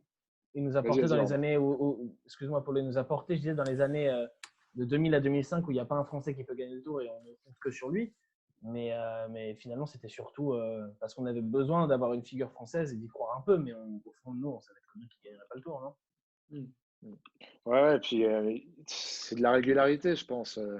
En 2007, il vient de gagner le Dauphiné, il a le maillot de champion de France sur les épaules. Première étape, arrivé à Tignes, c'est le plus fort des favoris. Et puis, le lendemain ou 2 jours plus tard, je ne sais plus, il finit avec le groupe Eto. Pareil, quand je repense à 2000, où il fait une super étape de Takam. Bon, après, même s'il tombe sur sur des monstres en 2000, il n'est pas aussi régulier que sur tout l'école du Tour, sur 3 semaines, où il a vraiment des hauts et des bas. En 2006, avec Cyril Dessel, ils font top 10 aussi avec la G2R. C'était un super Tour de France d'ailleurs, mais là aussi, dans un rôle de leader, mais un peu coéquipier pour Dessel qui était mieux placé que lui. Il a jamais su. Ouais, c'est beaucoup de rendez-vous manqués pour Christophe Moreau pour des raisons différentes, que ce soit en 2000, 2006 et même 2007. Mais à chaque fois, il n'a pas su répondre présent. Et surtout, je trouve qu'il a manqué de régularité sur 3 semaines, quelles que soient les années. Donc on va avancer. Du coup, Vauclair en 2011. Et alors moi, les gars, là, c'est le coureur pendant l'année où finalement, j'y ai vraiment cru. J'y ai vraiment cru parce que, alors Vauclair, pour rappeler, en 2011, ça fait 7 ans qu'il y a eu l'épopée de 2004. Je me dis qu'il a potentiellement l'expérience de ce qui s'est passé et en plus, en haute montagne, des fois, il pouvait nous étonner. Il a la réputation populaire qui est toujours présente. Perpignan 2009, quand il gagne une étape à Perpignan sur le Tour de France, il gagne une étape à Bagnères de Luchon. C'est un mec qui avait une capacité à bien grimper. Alors, ce n'était pas un top 10 mondial, mais il y avait une possibilité. Et quand il reprend cette échappée-là incroyable sur la 9e étape vers Issoire-Saint-Flour, c'est l'histoire qui se réécrit, c'est la Vauclair Mania, etc., dans laquelle on a tous été pris. Et on se pose la question, est-ce qu'il va être capable de s'arracher pour gagner le tour franchement, est-ce que quand vous êtes à la 9e étape, il prend, je crois, il a un peu plus de 2 minutes d'avance notamment sur Cadel Evans, qui est 3e, et sur les frères Schleck. Est-ce que vous, à ce moment-là, sans parler de ce qui va se passer après, vous y avez cru pour Thomas Vauclair? Non, à ce moment-là, non. Moi, non plus. Non plus. Mais quand on regarde et quand on se replonge dans ce tour-là, tu t'es dit, mais pourquoi j'y ai pas cru? C'est surtout ça la question. Mais non, mais Il y si tu avait y toutes crois, les c'est raisons plus d'y tard. croire. Si Oui, tu y c'est crois, ça. c'est quand il le garde au Galibier, par exemple. Là, tu peux. Moi, j'y ai pas cru personnellement. Je sais que beaucoup y ont cru. Mais si tu y crois, c'est quand tu es dans les Alpes et que tu vois que Vauclair est toujours en jaune et qu'il sauve le maillot au Galibier. Là, je comprends que certains aient pu y croire. Moi, j'ai toujours. Je sais pas, parce que c'était pas logique de le retrouver là, parce que c'était dû à une échappée. J'ai jamais réussi à me projeter en pensant que Vauclair était un potentiel vainqueur Moi, du j'- Tour. Le moi, j'ai podium, j'y ai commencé, cru, la victoire finale, non. moi, j'ai commencé à y croire même avant les Alpes, son étape au plateau de Bay, et j'en avais parlé dans l'émission qu'on avait faite de nos meilleurs souvenirs. C'est quand sur cette étape, il est magnifiquement bien, il est plus fort peut-être moins fort que Schleck, mais au moins aussi fort que les Vans, que les Basso et que les mecs qui l'accompagnent à ce moment-là. Et là, tu te dis, il répond à toutes les attaques, il a l'air fort, il a l'air facile, il a Pierre Roland à côté de lui. Mais tu te dis qu'en fait, là, il court comme un mec qui peut remporter le Tour de France. Et en plus, il a de Et il l'avance y par a, rapport aux autres coureurs français dont on a cité tout à l'heure, qui partaient toujours avec un débours trop important. Là, lui, il a de l'avance et il court comme quelqu'un qui veut remporter le Tour de France. Moi, franchement, dès les Pyrénées, j'avais commencé à y croire. Ouais, parce qu'à Luzerdiden, alors ils doivent passer Ourquette, Tourmalet et du coup arriver à Luzerdiden. Il y a Samuel Sanchez qui gagne, mais Vauclair il termine seulement à 50 secondes. Il laisse un peu de temps aux frères Schleck et à Basso, à Evans, mais en fait il perd très peu. Et cette étape du plateau de Bay, il y a Bernaudot qui disait que Vauclair avait fait preuve d'une gestion. D'une caisse surtout, et c'est peut-être le plus important, et d'une lucidité qui était celle d'un potentiel vainqueur de tour. Et à ce moment-là, Paul, tu fais bien de le souligner, c'est une 49 d'avance sur Frank Schleck et un peu plus sur Evans. Et lui-même le dit, c'est que Thomas Vauclair, dans West France, il avait dit, sans vouloir être prétentieux, je me suis senti patron du tour. Je me suis Ben ouais, senti patron du tour. et il a couru comme ça, et ça rejoint exactement ce qu'on se dit depuis tout à l'heure, puisque moi, c'est vraiment à ce moment-là où je me suis dit, OK, il court pas comme un mec qui défend son maillot, un peu comme en 2004. Il court comme un mec qui veut gagner le Tour de France et qui va y croire à partir de cette étape-là, puisque cette étape-là, et ça se voit dans sa manière de courir et même dans ses interviews d'après-course. Cette étape-là lui donne espoir et lui dit, et il a dû se dire à la fin de cette journée-là, oui, j'ai vu mes concurrents, j'ai vu comment j'étais capable de répondre à leurs attaques, j'ai vu la forme que j'ai, je suis capable de gagner le Tour de France. Moi, je pense qu'il a dû se dire ça à ce moment-là. Et d'ailleurs, peut-être un peu trop, parce que Robin, on se rappelle de de cette mésaventure dans un certain parking dans une Ouais, descente vers Pinerolo. incroyable cette descente, mais incroyable aussi la façon dont il se reprend. Il a de la chance que le portail soit ouvert, mais quand même très habile sur le vélo. Mais je pense que ça rejoint ce que tu dis sur sa montée de Lucerne-Videnne et sur finalement tout ce qu'il va montrer dans les Pyrénées et dans le début des Alpes. C'est totalement vrai. Il court très très bien. Je pense qu'on est tous d'accord pour dire que Vauclair avait une science de la course assez inégalable dans le peloton français sur les années où il a couru, voilà, il savait courir très clairement. Moi, c'est pas sur ce point-là que je doutais de lui en 2011. J'étais persuadé qu'en montagne, il finirait par craquer un moment ou un autre. Et finalement, quand Andy Schleck gagne au Galibier, on a déjà un Vauclair qui tire la langue, qui sauve son maillot, mais qui tire la langue. Et pour moi, c'est évident que le lendemain, ça ne tiendra pas. Et on va en parler tout à l'heure, mais ça rejoint un peu, ça ressemble un peu à ce qui s'est passé avec Julien Lafilippe en 2019. Pour moi, c'est deux scénarios assez similaires, même si Alaphilippe fait des places exceptionnelles, fait deuxième au Tourmalet, gagne le chrono, et que Vauclair n'avait pas fait ça. Pour moi, c'était la même chose. Alaphilippe n'était pas assez bon grimpeur et allait craquer sur la fin. Voilà, avec Vauclair, on avait un scénario qui était écrit, on ne savait juste pas quand il allait craquer. Évidemment, quand on est dans l'engouement du mois de juillet de ce Tour de France devant la télé, on a envie d'y croire, on se dit, et si c'était possible? Mais moi, pour la victoire finale, si on était objectif, on savait que ça n'allait pas le faire. En tout cas, lui, Ouais, il y croit. Hein. Il y croit parce ouais, qu'il n'arrête pas de répéter. Il arrête pas de répéter depuis que un de ses grands regrets, ça a été dans l'ascension vers l'Alpe d'Huez, d'avoir suivi Andy Schleck et Contador. Contador qui l'avait énormément dans le viseur parce qu'il n'aimait pas du tout sa personnalité et qu'ils avaient eu des frictions en dehors des courses et même sur les courses, et qu'il l'avait suivi en se disant que Cadel Evans avait eu un petit coup de moins bien, mais en fait, Cadel Evans avait eu un saut de chaîne. Donc Thomas Voeckler prend la roue de Contador et de Schleck, et derrière, il explose complètement et il perd 3 minutes dans l'affaire. Est-ce que tu es d'accord, toi, Paul, avec Vauclair en disant que peut-être que cette erreur tactique lui a fait perdre carrément le Tour de France et qu'il aurait pu le gagner sans ça, et peut-être même en gardant Pierre Roland avec lui, hein, même, parce que Pierre Roland, on le rappelle, gagne cette étape de l'Alpe d'Huez. Alors, moi, déjà, je trouve Robin un peu dur sur l'étape du Galibier, puisque il fait vraiment une très belle montée. Il finit à une poignée de secondes de Frank Schleck et de Evans et Basso notamment. Oui, mais Et tu moi, vois cette qu'il est étape, en train, qu'il est pas dans la roue, qu'il est en train petit à petit de lâcher. oui, mais Il il a de fait l'avance. l'élastique, il fait l'élastique en plus. Ouais, et non, mais il fait l'élastique, mais attends, il fait une super étape. Et surtout, le lendemain, moi, je pense pas que par rapport à un Cadel Evans, il aura été en grande difficulté dans l'Alpe d'Huez. Dans l'Alpe d'Huez. Il fait une erreur terrible sur. C'est quel mont? À chaque fois, je confonds. Dans le télégraphe, non, dans la croix de fer. Télégraphe. Tu sais, dans le col du Télégraphe, il fait une erreur stratégique terrible, qui le met dans le rouge dans toute l'étape et qui le sort aussi psychologiquement de l'étape. Je pense que ça, on n'appuie jamais assez Oui. là-dessus. Au-delà de Il la hurle, forme physique, il hurle sur Charteau, je crois, un truc c'est comme ça. ça. Il gueule Chartex, Chartex. Il en pouvait plus, c'était Et monstrueux. il sort psychologiquement de l'étape. Forcément, il est moins fort grimpeur. Mais quand tu vois, il se reprend vraiment bien dans l'Alpe d'Huez où il perd finalement pas grand-chose. Il fait une bonne montée de l'Alpe d'Huez, galvanisé par les supporters hollandais qui n'arrêtent pas de l'insulter parce qu'il n'avait pas attendu Johnny O'Gurland le jour où O'Gurland a été renversé par une voiture. Bah, c'est l'étape où Vauclair prend le maillot jaune.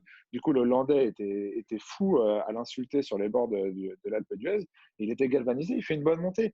Et c'est ce qui me fait dire en fait que face à des Cadel Evans, peut-être pas face à des Contador ou des Andy Schleck parce qu'ils étaient vraiment forts ce jour-là, mais face à un Cadel Evans qui était finalement son rival numéro 1 pour la victoire au Tour de France, il aurait pu au moins faire jeu égal. Alors après, là, ce qui me fait dire moi qu'il n'aurait pas Enfin, pu gagner au le Tour. général, au général, il termine derrière les frères Schleck aussi, hein. Donc, suivre la route de Evans, même s'il n'avait pas été battu par Evans au général, même s'il avait dû limiter la casse, et il fallait aussi tenir les frères Schleck. Il se fait passer par les trois au final. Ouais, c'est passé par les trois parce il perd du temps sur cette étape-là. Et comme moi, ce que je pense intimement, c'est que envoyer Vauclair avec, allez, je crois qu'il avait quoi, une 30 d'avance sur Evans au moment avant l'étape de l'Alpe d'Huez. T'envoies Vauclair avec une minute d'avance sur Evans. Je pense qu'il perd. Je pense qu'il perd le Tour de France. Mais déjà, il aurait fini deuxième et un Vauclair galvanisé avec le maillot jaune la veille de l'arrivée sur les Champs-Élysées. On ne pourra jamais savoir ce que ça aurait donné. Ah oui, Mais c'est sûr. je pense que s'il ne fait pas cette erreur tactique dans le télégraphe, il peut au moins accrocher Evans. Ça, c'est ma conviction.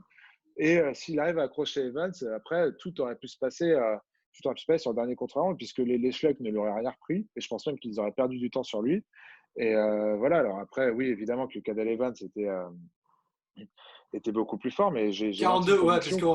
qu'on rappelle, c'était un contre-la-montre de 42 km. Mais je crois qu'il arrive avec combien d'avance combien de retard sur Evans avant le dernier contre-la-montre, je sais plus, Attends, je vais dire ça. Je vais dire ça. mais par rapport à Evans, en tout cas, c'est clair, Polo, qu'il y avait quand même peu de chance, mais avec une meilleure gestion de l'étape Il précédente, démarre. mais en fait, il n'est pas passé loin, quoi. Il est passé peut-être à un détail. Et quand on se dit qu'il y a potentiellement un détail qui a fait perdre le Tour à Thomas Vauclair, c'est que réellement, il entre dans la légende des Français qui ont été le plus proches de gagner le Tour.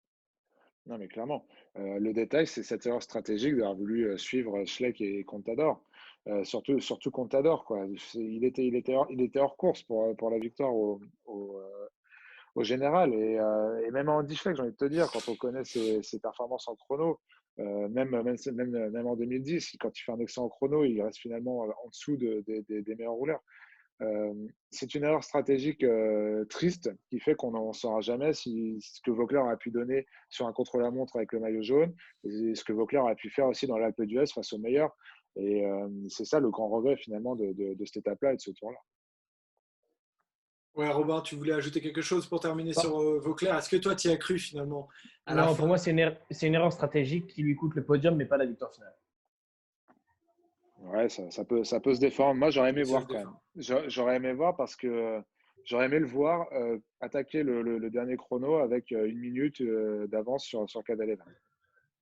Après, Cadel Evans, on le rappelle quand même, était quand même très fort. Et ce Tour 2011 là, il va le chercher avec la rage Et il l'a attendu en plus, hein. il l'a attendu. Et franchement, dans l'histoire des vainqueurs du Tour de France, Cadel Evans est un vainqueur magnifique. Est un vainqueur Ouais, parce magnifique. Et que ce Tour 2011 là. notamment cette étape de l'Alpe d'Huez où rien ne va dans son sens.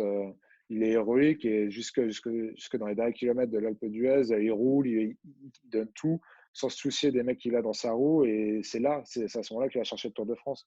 C'est pas de calcul d'apothicaire, chose que les frères Schleck ont beaucoup, beaucoup trop fait pendant leur carrière notamment. Il a tout donné sur cette étape et notamment dans cette montée de l'Alpe d'Huez. Et voilà, il a été récompensé puisque grâce à ça, ça l'a mis dans la position de gagner ce Tour 2011. Et oui, comme tu l'as dit, Joseph, ça fait de lui un très très grand champion, un très très beau vainqueur du Tour. On avance un peu dans le temps et on ouvre le dossier Romain Bardet. Romain Bardet qui commence à trouver son apogée dans le Tour de France en 2016-2017. Alors malheureusement pour lui, est-ce que vous avez envie de parler du Tour de France 2016? Moi personne non, parce qu'il termine deuxième derrière Christopher Froome cette année-là à 4 minutes. Christopher Froome absolument intouchable.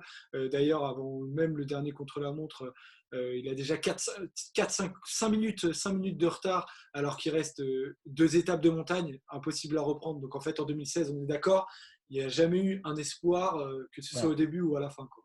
absolument pas. Non, il fait un coup avec sa victoire d'étape à Saint-Gervais où il part dans la descente avec Michael Cherel et c'est un super coup. Mais il n'y avait aucune chance, aucun espoir qu'il gagne le Tour de France. Simplement, c'est replacé sur le podium, ce qui était magnifique, mais pas plus que ça. Ouais, bah après, moi, on est d'accord, mais cette étape-là, dans la descente, je sais plus quelle descente c'est. De Domancy. C'était voilà, de la côte de Domancy.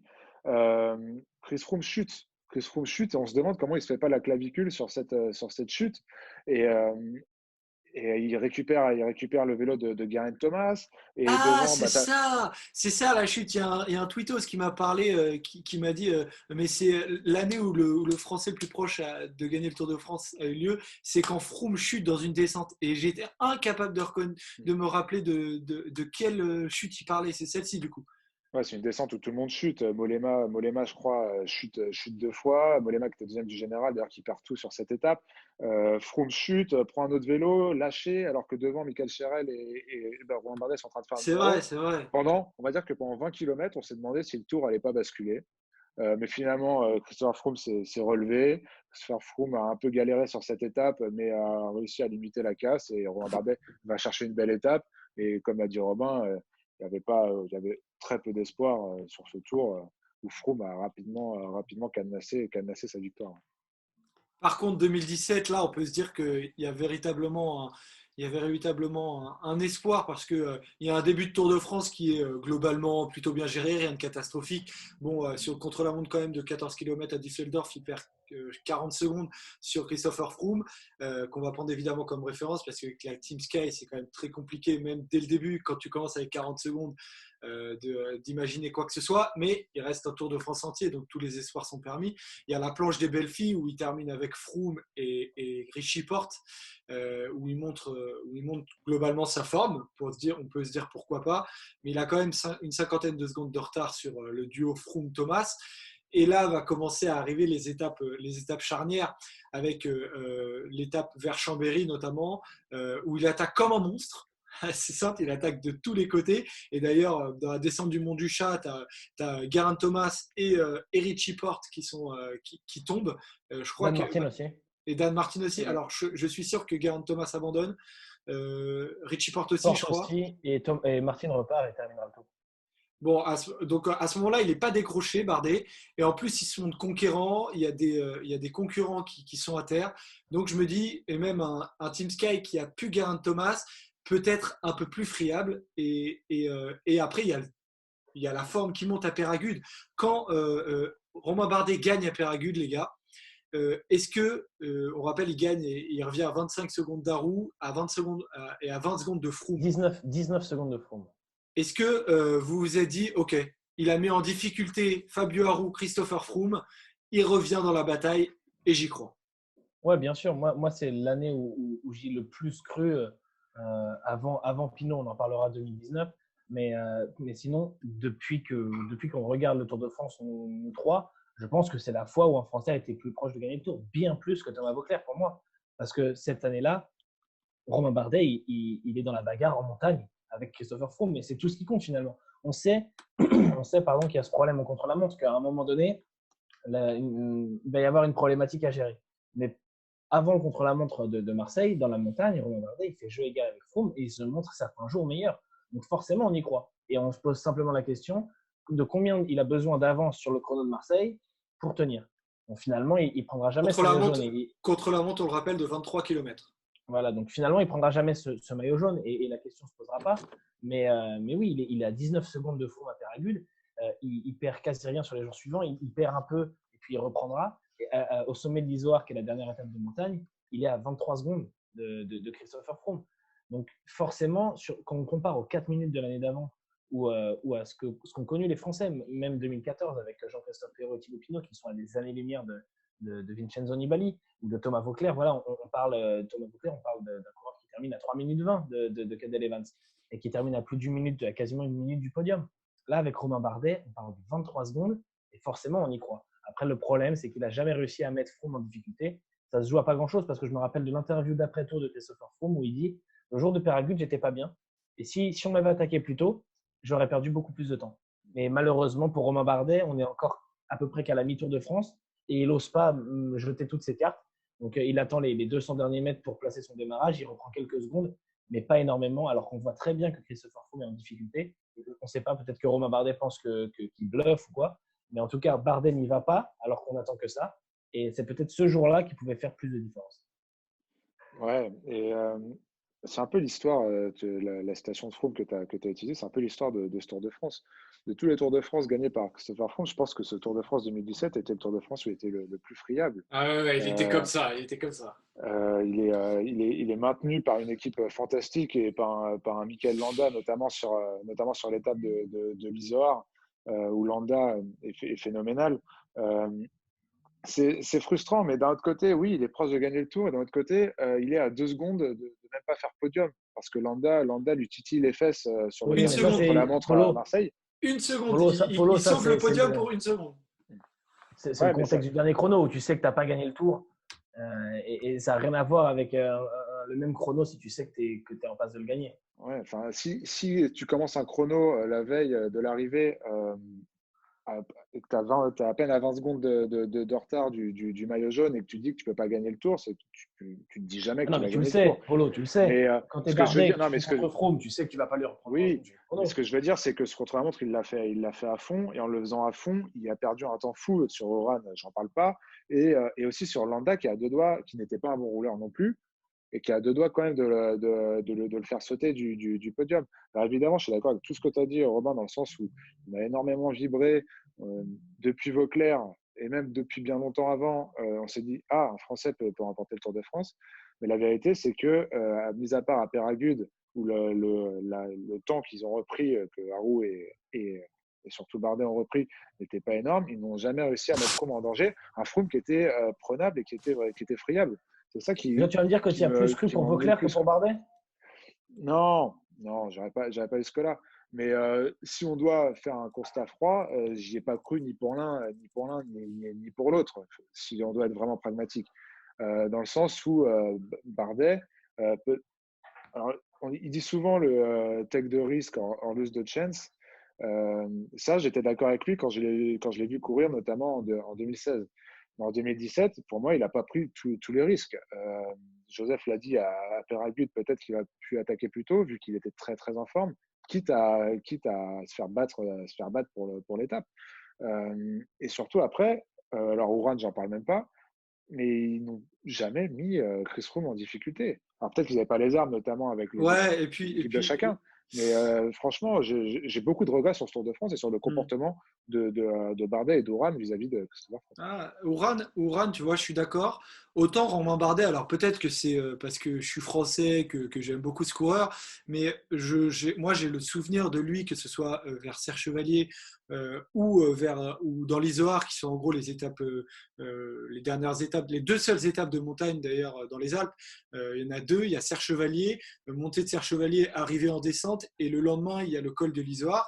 Et j'ai l'impression, moi, qu'il a plutôt une attitude d'un coureur attaquant, qu'il essaye de le décramponner, mais que Froome répond et que globalement, il a essayé. Et alors, j'ai une dernière énorme frustration sur ce Tour de France-là et qui me fait dire que Romain Bardet aurait pu gagner le Tour de France, bah, c'est le parcours.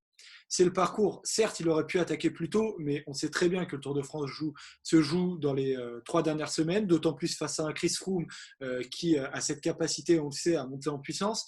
Et sincèrement, le parcours mis en place cette année-là n'est pas à l'avantage de Romain Bardet. C'est-à-dire que tu as seulement 2 étapes, des étapes de montagne en plus, voilà, comme je les ai décrites, c'est pas Serre Chevalier et l'Isoire, c'est des très belles étapes. non, mais C'est un peu Bardet.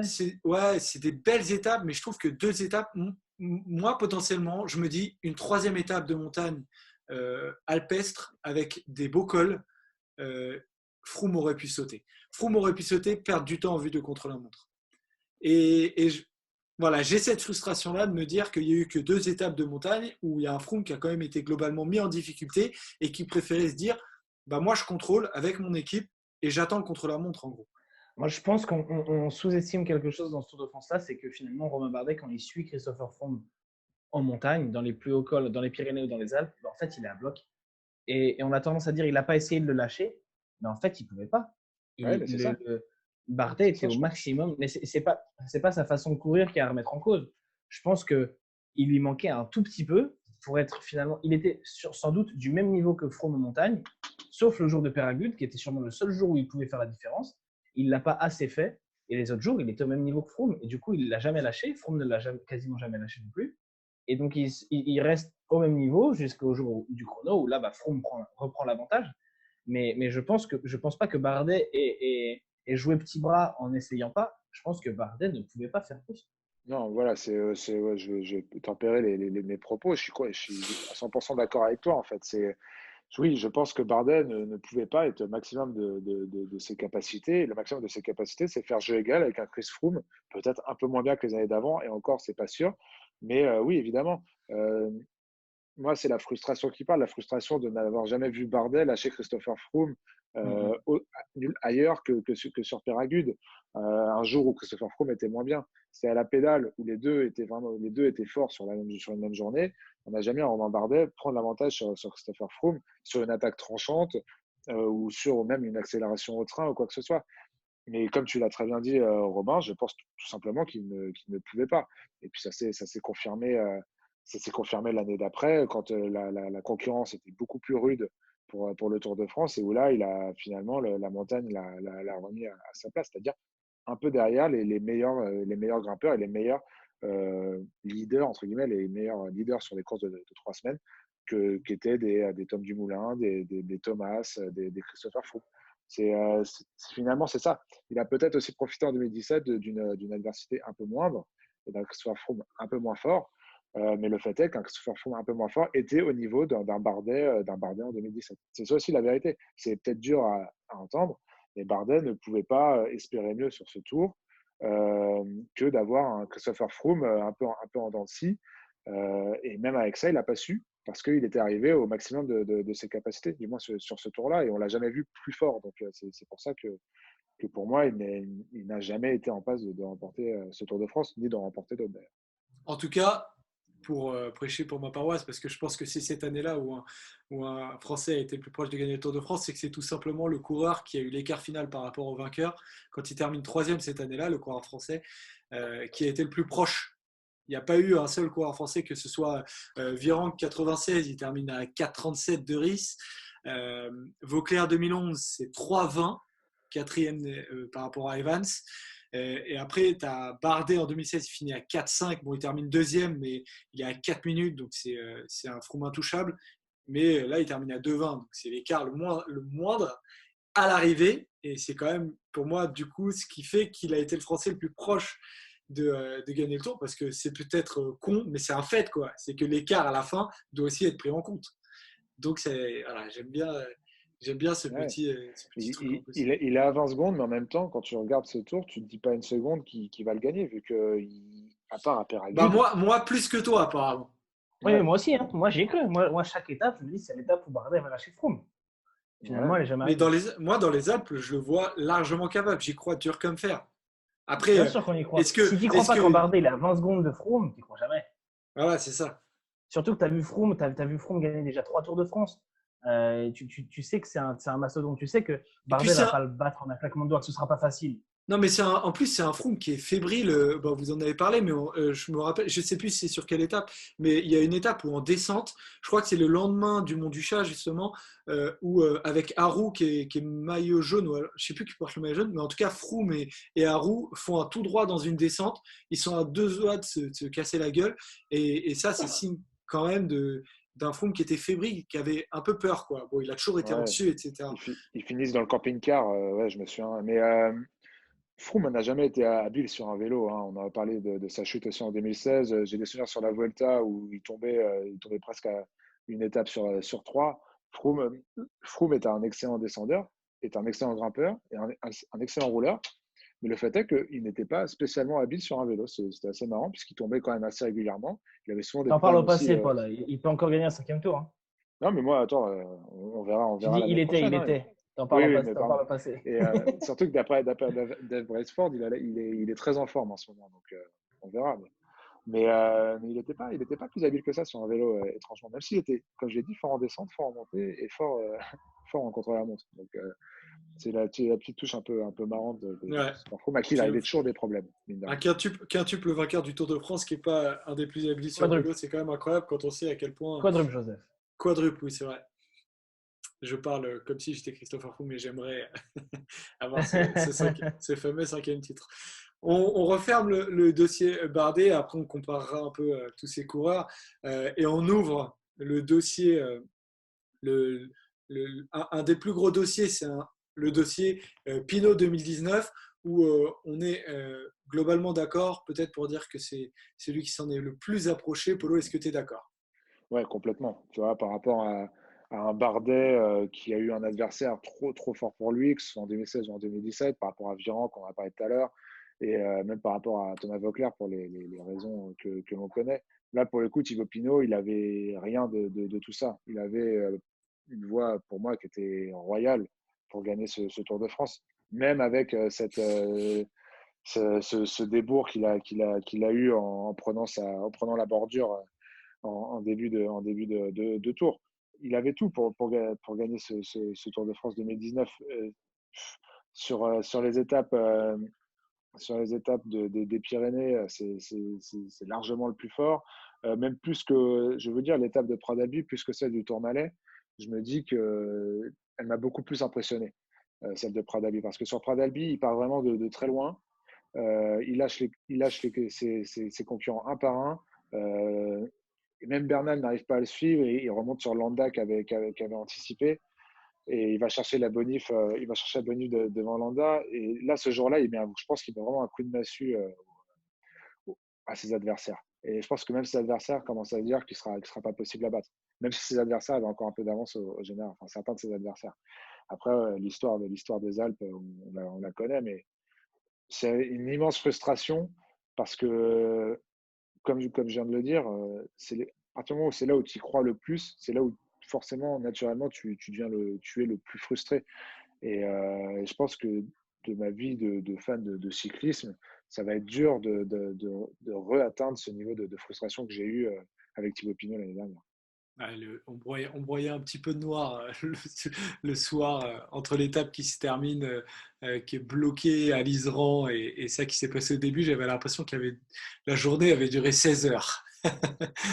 Enfin, que l'étape avait duré 16 heures, c'était absolument incroyable. En tout cas, Robin, c'est vrai que Pinot 2019, en plus, c'est pas c'est dès le début, quoi. C'est dès la planche des belles filles, mais même encore plus avant, c'est dès le contre-la-montre. On sent qu'il y a une équipe et un coureur.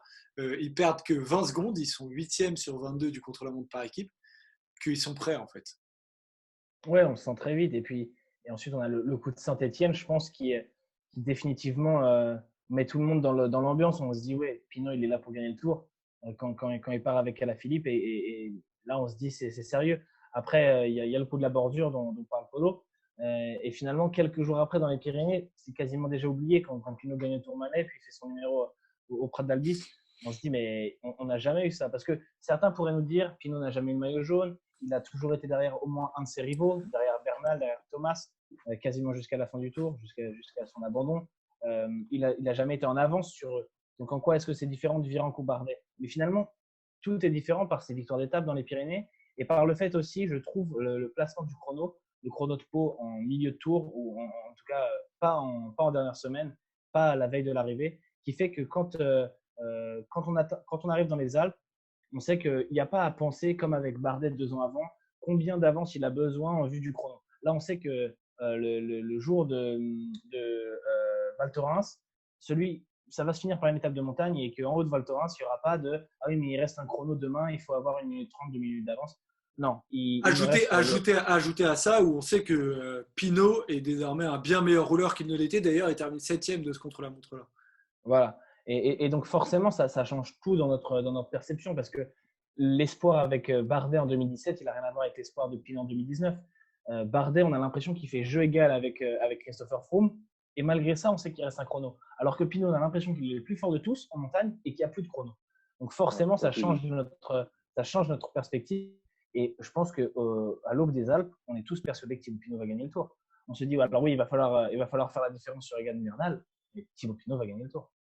Non, mais clairement, tu as tout dit quand tu as dit, bah ouais, Romain Bardet, même en 2017, finalement, tu ne te dis pas que c'est le plus fort, en fait. Thibaut Pinot, bah non, c'est pas le plus fort. Il lâche pas ses adversaires. Mais justement, donc, il est au moins aussi fort que ses adversaires. En Là, fait, Thibaut Pinot lâche ses adversaires. Il les lâche sur du vallonné à Saint-Etienne. Il fait jeu égal avec eux sur le chrono. Il les bat au finish sur le Tourmalet. Il les lâche tous un par un en faisant des écarts à Prat d'Albi. Oui, Thibaut Pinot était le plus fort et je pense même bien plus fort que Bernal. Ça se serait confirmé, je pense, notamment sur les pentes de l'Iseran s'il a été en pleine forme.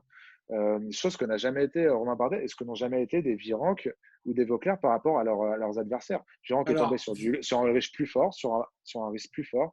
Vauclair avait toujours Cadel Evans ou Andy Schleck, que ce soit Cadel Evans sur le plat ou Andy Schleck en montagne de plus fort que lui. Là, Thibaut Pinot était le plus fort de ce Tour de France. Et non, c'est mais pour ça en que fait, je c'est suis frustrant. d'accord. Je suis d'accord avec toi pour Roviroc. Je suis d'accord avec toi pour Vauclair. Mais en fait, ce qui me gêne avec la comparaison avec Bardet 2017, c'est que Thibaut Pinot, quand il abandonne, le tour, il n'est pas fini. Ça veut dire qu'il reste potentiellement une étape et demie de montagne dans lequel il n'a pas encore fait le trou non plus sur ses concurrents. On a un Geraint Thomas qui monte en puissance, quoi qu'on en dise. On a un Egan Bernal qui est monstrueux. On a une équipe Sky qui est en forme. On a un Steven Kruijswijk qui est une équipe Lotto Jumbo qui est en forme. Alors, moi, c'est clair et net que Pinot avait l'air fort. Maintenant, en fin de troisième semaine, surtout avec des étapes qui arrivent aussi haut, on ne sait pas du tout ce qu'il peut donner par rapport à Egan Bernal. C'est-à-dire qu'on est dans le conditionnel. Maintenant, ce qui me gêne encore plus par rapport à Romain Bardet 2017, c'est que certes, Romain Bardet 2017 n'a pas réussi. On sait aujourd'hui qu'il n'a pas réussi à lâcher Froome. Mais pourquoi? Parce qu'il est allé au bout du tour et que, par exemple, à Serre Chevalier, je trouve qu'il met Froome en difficulté. Imaginons que Bardet abandonne à la fin de Serre Chevalier, alors qu'il reste le lendemain une étape de montagne. Aujourd'hui, moi, je peux te dire, putain, cette année-là, il l'a mis en difficulté à Serre Chevalier. Et il reste 2 étapes. Alors certes, il reste un contre-la-montre, mais il reste une grosse étape de montagne avec l'Izoard. Et ben, Bardet, il aurait pu mettre en difficulté Froome. C'est pas un Froome impérial, il est fébrile. Et ben, il aurait pu gagner. Et en fait, ce qui fait passer Pinot dans une autre dimension, dans notre capacité à l'imaginer, plus que Bardet gagnant du Tour de France, c'est que le Tour ne s'est pas fini. Et qu'on a vu ce qui s'était passé, qu'il était meilleur que les autres, mais en fait, on ne saura jamais. On ne saura jamais. Mais Joseph, il y a le même écart. Il est à 20 secondes de Bernal, Pinot, au moment de démarrer les Alpes. C'est à peu près l'écart, les 23 secondes, les 25 secondes de Bardet avec Froome. Sauf que tu n'as pas le chrono. Tu fais plus confiance à qui? Quand C'est vrai, les Alpes 2017-2019, tu as plus confiance en Bardet pour lâcher Froome ou en Pinot pour lâcher tous les autres? Non, mais clairement, le contre-la-montre fait énormément dans cette argumentation de Pinot était plus proche que Bardet. Mais après, Bardet, il était quand même très fort en Mais même montagne. sur la montagne, seulement sur la montagne. Mais Froome était fébrile cette année-là. Froome était fébrile et si Bardet abandonne avant de la dernière étape de montagne, je ne suis pas sûr qu'aujourd'hui, on ne se dise pas que Bardet, cette année-là, aurait pu Regarde, vraiment dans le s'approcher. Galibier, Pinot va chercher Thomas sur une jambe. C'est ça que j'allais dire. Il sent comme des coups de couteau dans la jambe et il arrive à garder Thomas à portée de fusil. Et même le soir de cette étape, il disait qu'il était encore en très, très grande forme. Donc ça veut dire quoi? Ça veut dire qu'il aurait fallu, si on suit ta logique, tu penses que Bernal aurait lâché Pinot dans l'Useran? Non, Peut-être. j'ai pas dit que c'était sûr. J'ai dit que je ne sais pas en fait. Je peux pas je peux pas en tout cas dire que Pinot aurait lâché Bernal au-delà de 2000 bornes. De 2000 mètres, tu veux dire. Oui, de 2000.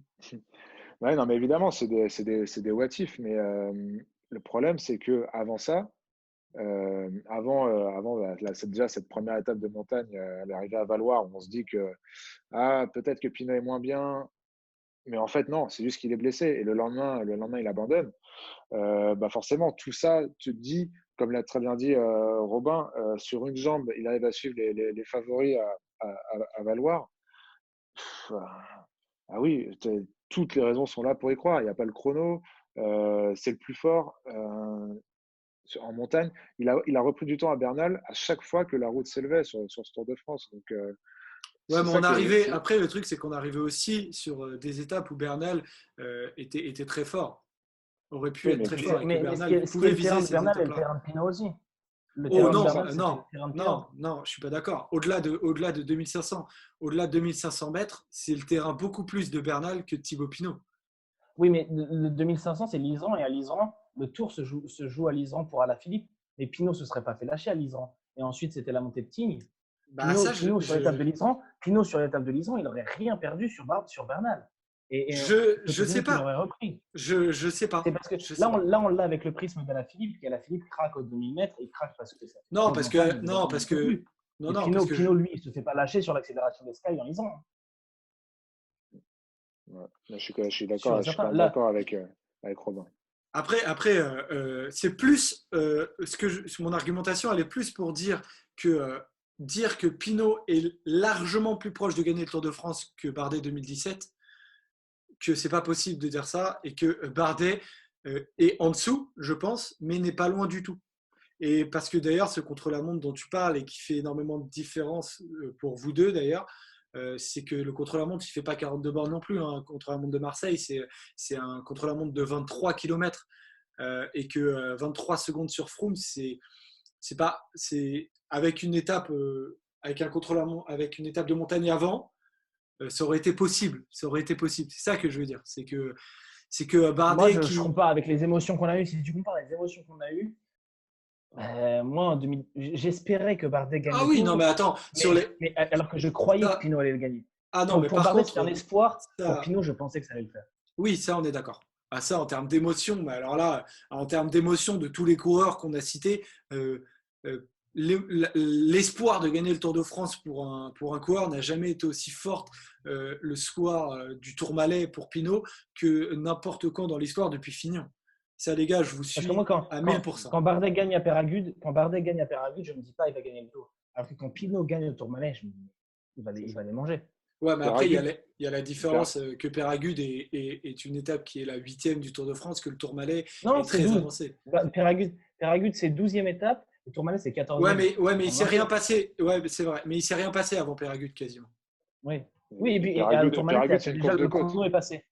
Et le Péragude, Tourmalet, Péragude, le chrono est passé. Tu sais c'est qu'il n'y a vrai, plus de Paul, t'as chrono. raison. Paul, t'as raison. C'est plus une Péragude, course de côte. Péragude, c'est une course de côte où les favoris se déploient à 800 mètres de l'arrivée. Et encore, tu te demandes s'ils ne vont pas tous se sprinter sur une arrivée tellement il ne se passe rien. Le Tourmalet, d'ailleurs, Tourmalet qui arrive à 2200 mètres ou un peu moins, il me semble. Hein. Donc, visiblement, Pinot 2115. n'était pas à 2115. Oh, t'es chaud, toi. Ouais, je l'ai monté Et, sur ma carte. L'Everest. Ah, j'ai oublié et, l'Everest. et Thibaut Pinot était pas mal non plus. Euh, Après, oui, de toute façon, comme on dit, c'est du what if. Mais quoi qu'il arrive, si on doit choisir, euh, je, au-delà des sensations et de l'émotion que ça a transmis, je pense que Thibaut Pinot a été bien plus proche de remporter le Tour de France en 2009 que Bardet en 2017. Et si on doit donner une seule raison pour Bardet, c'est le contre-la-montre du dernier jour, évidemment. Donc c'est le tracé. Oui, Le mais en tracé, fait, le tracé 2017 n'était pas pour Bardet non plus. Donc, oui, mais ça a eu lieu, en fait. Ça a eu lieu. Alors que si Bardet avait. Mais encore une fois, hein, si Ne mordra Bardet pas, abandonne. Joseph. Mais non, parce qu'en fait, si Bardet abandonne le soir de Serre Chevalier avec une étape de montagne et un contre-la-montre de 23 km, et ben, moi, je me dis, en fait, il aurait pu gagner le tour.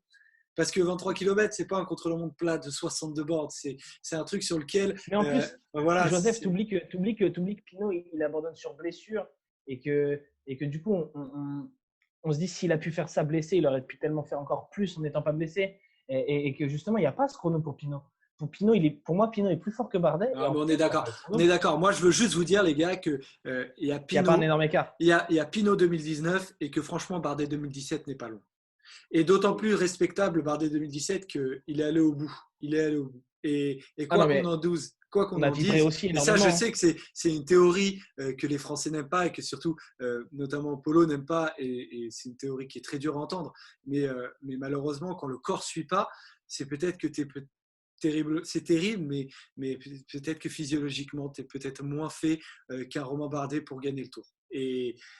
Et si son corps a lâché, alors c'est un truc musculaire, mais ça rentre. c'est une Ça rentre possibilité. dans le... Moi, je pense que oui, peut-être. Peut-être que si physiquement tu ne sais pas, que psychologiquement, peut-être que l'aspect psychologique commence à impacter sur le physique. On en a parlé aussi sur le Giro 2018 de Thibaut Pinot, ainsi que sur d'autres événements de sa carrière, hein, notamment ses premiers Tours de France, hein, les 2015, enfin pas ses premiers, parce 2013, 15.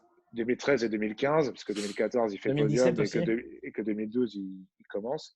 Même 2017. Voilà, c'est un fait aussi. Donc peut-être que Thibaut Pinot, il lui manque peut-être ce petit quelque chose de grand champion pour remporter un grand tour et pour être au top, c'est-à-dire à 100% au meilleur de sa forme pendant 3 semaines. Mais ça, sa carrière est loin d'être terminée. Il y a encore de belles échéances et on a le temps de revoir notre jugement. En tout cas, rassurez-vous les gars, si je dois faire un classement, je mets Pinot 2017 en haut dans ce débat-là. Il y a dans ce cas 2019. 2019. Pinot 2017, t'as vu, il a fait un mix. C'est la Bah là, tu es sûr t'es sûr qu'il est le premier. Dans ce classement-là, il y a un coureur dont on n'a pas encore parlé, mais franchement, ne pas en parler, ce serait lui manquer de respect.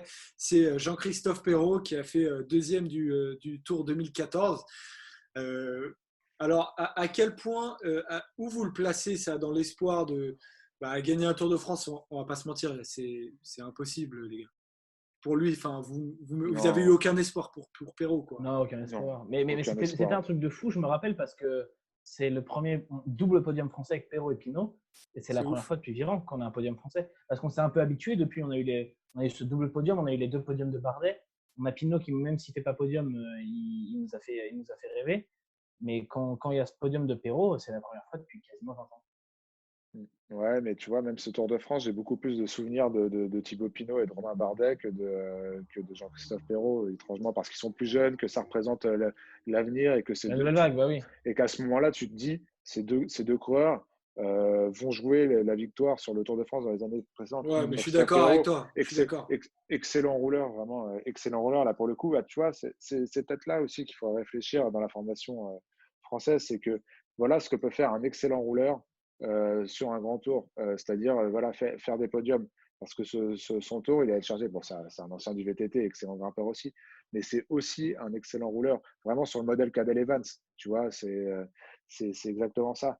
Et, mais au-delà de ça, j'ai jamais eu la flamme pour Jean-Christophe Perrault, qui même en 2011, derrière Roland et Vauclair, fait un super tour. C'est une carrière magnifique aussi. Il est vice-champion olympique de VTT. Mais ouais, j'ai jamais eu la flamme pour Perrault. C'est comme voilà, ce Tour 2014 en est la parfaite illustration, puisque j'ai beaucoup plus de souvenirs de Thibaut Pinot et de Romain Bardet que de Perrault. Donc, non, mais c'est clair. Il était loin. Je crois qu'il finit à combien de temps? Nibali à 7 minutes et quelques. Ouais, 7 minutes 37, 7 minutes 37 puis, de Nibali, et Pinot, qui est troisième, finit à 8 minutes 17. Voilà. Et puis Nibali marché sur l'eau. Bon, il a profité aussi des chutes, des abandons de Froome et Contador, mais il marchait sur l'eau dès l'étape des pavés. Et puis après Sheffield, déjà, où il prend le maillot. Ouais, Sheffield, l'étape d'Arambert.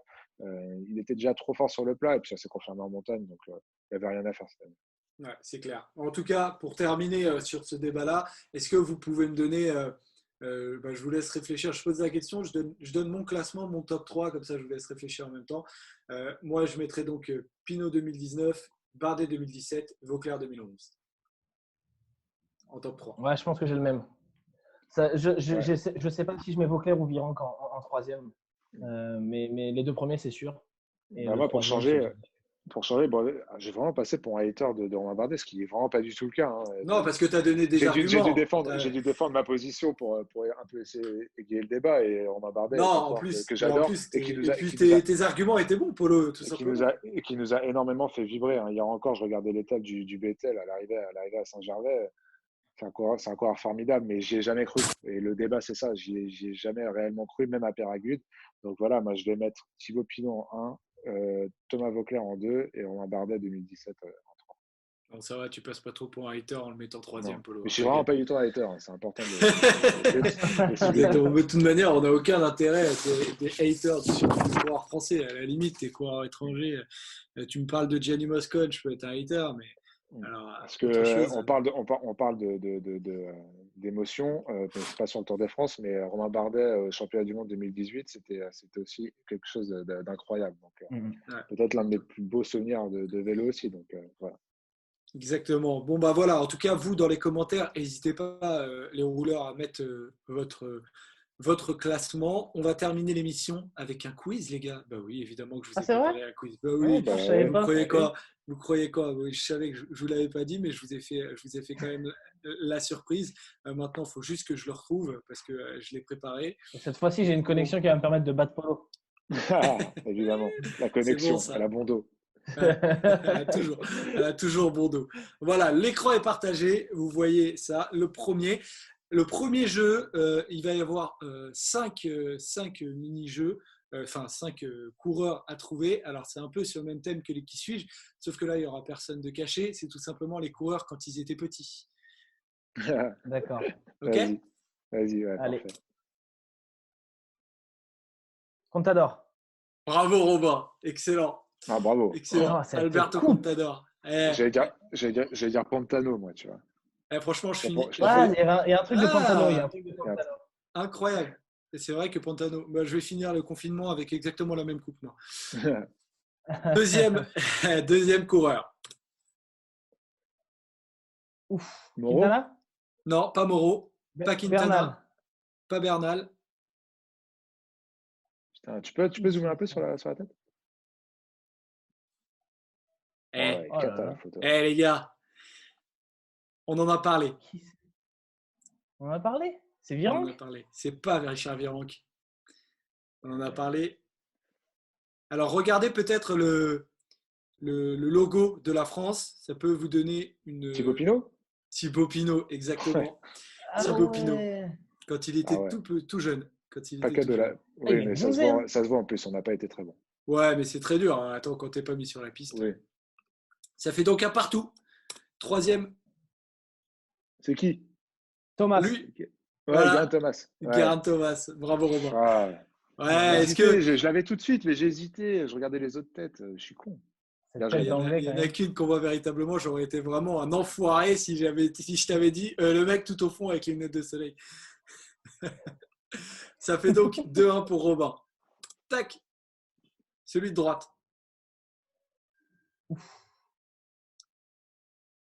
Alors là. Pas simple, mais quand je vais vous le dire. C'est Capucci derrière? Très bon Polo, t'es énorme. C'est quoi, j'ai presque envie de te donner un point pour ça parce que franchement, c'est pas simple. Et tu sais quoi, je te donne un point. Je te donne un point. Mets-moi un demi-point, un demi-point. Allez, un demi-point. Mais alors lui, c'est qui? Donne-nous la nationalité. Juste la nationalité du gars. Tiens, la nationalité, la plat. C'est dur, c'est dur. Allez, Harou? c'est la même nationalité qu'Arou. Vu l'âge. La même nationalité qu'Arou, dont on a parlé, il a survolé un Tour de France. Nibali? Exactement. Nibali. Vincenzo Nibali. Ah, c'est dur. C'était dur, hein? Ouais, ils sont durs. Franchement, C'est même vrai. en le sachant, Ouais, même tu en vois. l'ayant trouvé, c'est pas évident. Ouais. Ça fait Bah, 3 du coup, je vais bien prendre mon point entier sur Capucci. 3-2, 3-2, ouais. Ça fait 3-2. Non, mais non, franchement, il y a des. Celui-ci vaut 2 points. Et je crois que j'ai jamais donné de points comme ça, mais trouver Capucci, c'est pas simple, quoi. Donc Ok. ça vaut un point. Ça vaut un point. Bon, l'histoire retiendra que tu l'as accepté après être sûr que tu restes devant, mais Ah oui, ça, c'est pas grave. évidemment. Ça, tu te regarderas dans Non, le parce que- miroir. Virenque? C'est pas Virenque. Oh, mais il a 2 ans, là. On est sur la bonne nationalité. On est sur la bonne nationalité. C'est un coureur Ça qui peut nous a fait rêver, qui a eu un coup de moins bien, mais qui désormais est de retour. Voilà, elle n'est pas à son meilleur niveau. Barguil? Et ouais, waouh. Ouais, bien joué. C'est Warren Barguil. Pas simple. Hein. Mais on reconnaît Non, les pas simple. traits. On reconnaît les traits. En vrai, Ouais. Contador et Thomas, moi, je les ai trouvés faciles, mais les autres, Ouais, c'est dur. c'est super dur. Allez, Alors, un autre. le jeu change. Jeu change, j'ai oublié. Voilà. Alors, vous devez trouver simplement, s'il y en a un qui l'a en direct, bravo à lui. Après, vous allez proposer des lettres. Ok. Vous allez proposer des lettres. C'est le nom d'un coureur à trouver, tout simplement. Je vous laisse une quinzaine de secondes pour réfléchir s'il y en a un qui l'a en flash comme ça. Charteau. Oh, t'es bon, Polo. Oh, exactement. bien joué. Exactement. Oh, t'es bon. Allez, Tu vas changer les lettres à la main? Attends. Eh ouais, mon gars. Pour prouver que c'était bien lui. Voilà, allez. Exactement, ça fait donc 4-3 dans ce quiz. Oh, putain. Non, il est dur celui-là. Bernal. Il est dur. C'est pas Bernal. Bernal? C'est pas Bernal. Mais vous pouvez proposer des lettres, c'est quasiment impossible de le trouver. Donc, vous pouvez proposer des lettres en commençant par toi, Polo.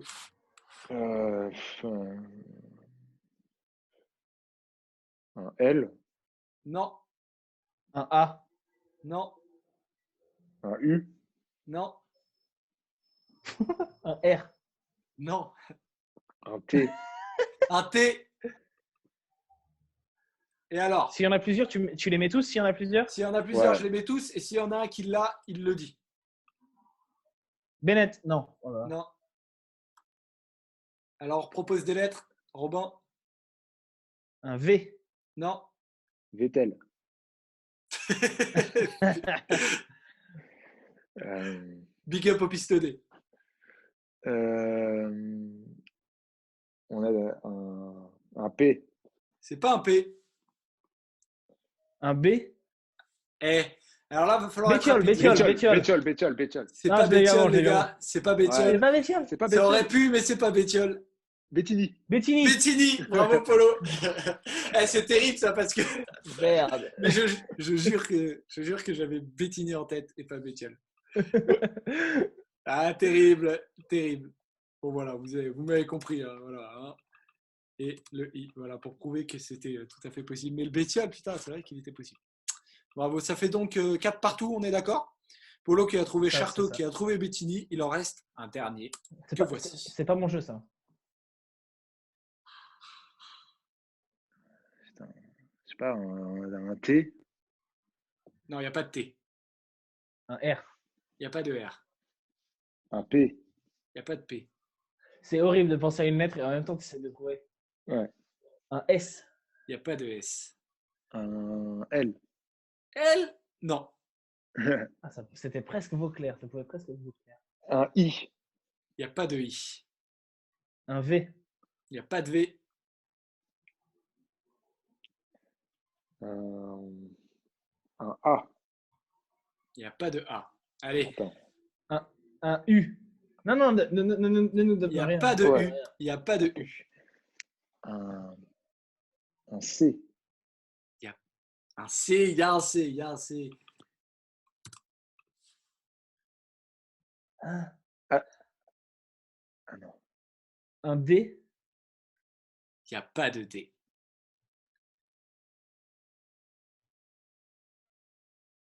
A. Non, A, on a déjà dit. Il n'y a pas de A, mais il y a forcément une voyelle au début, là. Ah ouais. Il n'y a pas forcément une voyelle au début.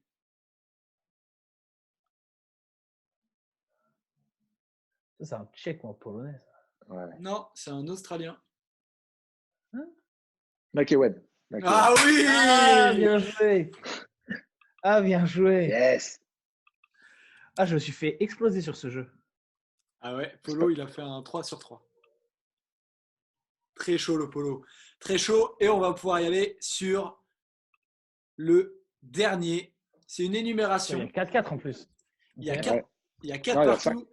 Non, il y a 5-4 Non, pour il y a Paul. 5-4 pour moi. Il y a Ouais, 5-4. et on- D'où il y a mais on met 5-4 pour tout. toi? Mais si, j'ai marqué 3 points là. Et il y avait 4-2 avant. Ah ouais, vas-y. ok. Mais de toute façon, on met tout sur la dernière. Allez. Allez.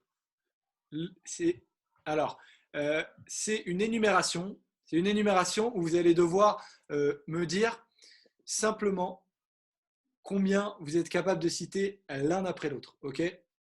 Vas-y. Oh là là là là. Ok. Qui commence? Je les ai sous les yeux. Alors, est-ce que un de vous deux, potentiellement, est capable de les citer, les 9? Non, 9, je pense pas. Alors, vous savez quoi, les gars? On va faire une Moi, je enchère. pense que j'en ai 7. Vous allez faire une enchère. Tu en as 7. Moi, je Polo, pense que j'en ai est-ce que tu es 7. capable d'en citer plus? Non, moi j'en ai 6. Alors, Robin, soit. Je suis pas sûr d'avoir les tu 7. Hein. Ah, Soit- c'est ça. Ah, d'accord, c'est Ah, qu'il fallait bah être ouais. sûr. Non, bah vas-y, j'essaie. Non, vas-y, c'est bon. J'ai dit 7. Alors, Mais après, s'il n'y en a aucun de vous deux qui veut prendre la main, vous en sifflez l'un après l'autre. Mais potentiellement, celui qui est en deuxième, il peut perdre. Tu veux le jouer comment, Polo? Non, on Moi, peut faire chacun notre tour. On peut faire chacun notre tour, c'est plus marrant. Pour jouer à Allez. 2. Pour jouer à 2. Ok. Allez. Mais je peux commencer ou pas, vu que je suis en retrait vu que j'ai moins de points? Vas-y. Ou alors, on dit qu'on dit pas Virenque. Non, mais non, vas-y, dis. Comme ça, il y en a. Ok, Virenque. C'est bon. Dufaux. C'est bon. Brochard. C'est bon. Moreau. T'es beau. Leblanc. Le blanc, c'est pas bon en 97. Non, Oh non. Ouais, j'en ai blanc. jamais les 7 alors. Le Il y blanc, avait c'est pas Dupont. bon. Ouais, moi, Il y avait- j'en ai un. Vas-y, moi, j'en ai Polo. un. Pascal Simon. Pascal Simon, c'est pas bon. Ah ouais? Il y a Dufaux, il y a Zule. Non, il n'y a pas Zoule. Il y a Virenque. Ah, Beloki? Il n'y a pas Beloki. Il y a Bortolami, Ah, j'aurais jamais eu. Hervé, Pascal Hervé, oui. Pourquoi j'ai dit Pascal Simon? C'est à Pascal Hervé que je pensais, putain. Laoka, le finlandais, Christophe Moreau, Didier Rousse et Stephens. Ouais, putain. Pas simple. Pascal, Pas simple. Pascal Bartolami, Hervé. je les aurais jamais eu. Et Laoka, c'était dur. Mais ouais, je confondais. Ah, j'étais persuadé que le blanc était là. Bah, Bon, pas de regret. il était plus là. Bon, bah bravo. Même Polo. aux enchères, je l'aurais pas eu. Ouais. Bah écoute, merci, mais bon, j'ai dit Pascal Simon et Pascal Hervé. Je sais pas ce qu'il m'a pris. C'est qui Pascal Simon? Je sais pas. C'est Simon, porteur du maillot jaune. Ah oui, c'est ça, putain. Bah oui, Ouais, voilà, c'est ça. Pascal Hervé, putain, j'ai confondu. Bon, en tout cas, bravo, bravo Polo, victoire au quiz. Merci à toi, ouais, Robin. merci. Merci, à vous, de ta les gars. participation. Enlève ton partage, Joseph. Oui, exactement, tu as tout à fait raison. Allez, C'est pas beau. Non, voilà. Bon, en tout cas, je vous souhaite beaucoup de courage dans la suite de ce confinement, les rouleurs. Et puis, on va se retrouver, je l'espère, le plus rapidement possible. Évidemment, on vous tiendra au courant à tous via les réseaux sociaux. On se tient au courant. Exactement. Ciao Polo, gros bisous. Ciao Robin, gros bisous. Salut. Et à la prochaine. Salut les gars. Bisous les À rouleurs. bientôt. Ciao, Bye. ciao. Ciao. Ciao.